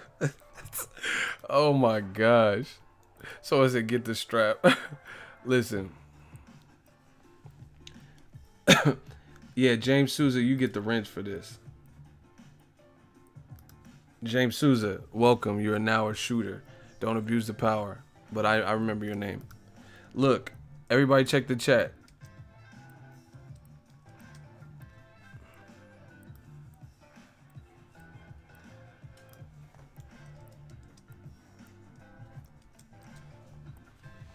It's great that he's come back to us. We made this offer about 4 weeks ago.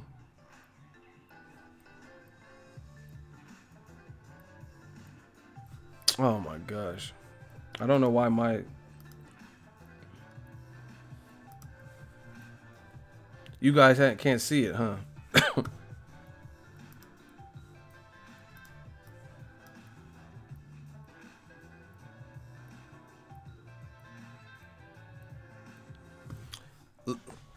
I gotta figure out how to fix that. It's showing up fucked up on my end. It's showing up all white. Is it all white for you, or you guys can see the lettering? Damn, James Souza killing y'all. I don't know why on my end it's showing up a different color. Maybe because it's my account. Oh, it's all white for you guys too? I gotta figure out how to fix that. James Souza just put the link in there.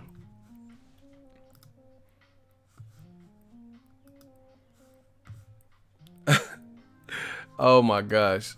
I'm going to bed. Coming soon. We gonna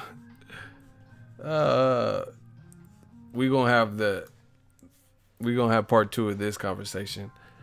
Oh, we're gonna be spending a lot of quality time together. Smash the like button, holla at the kid. I will be back, but I'm gonna have all my ducks in a row.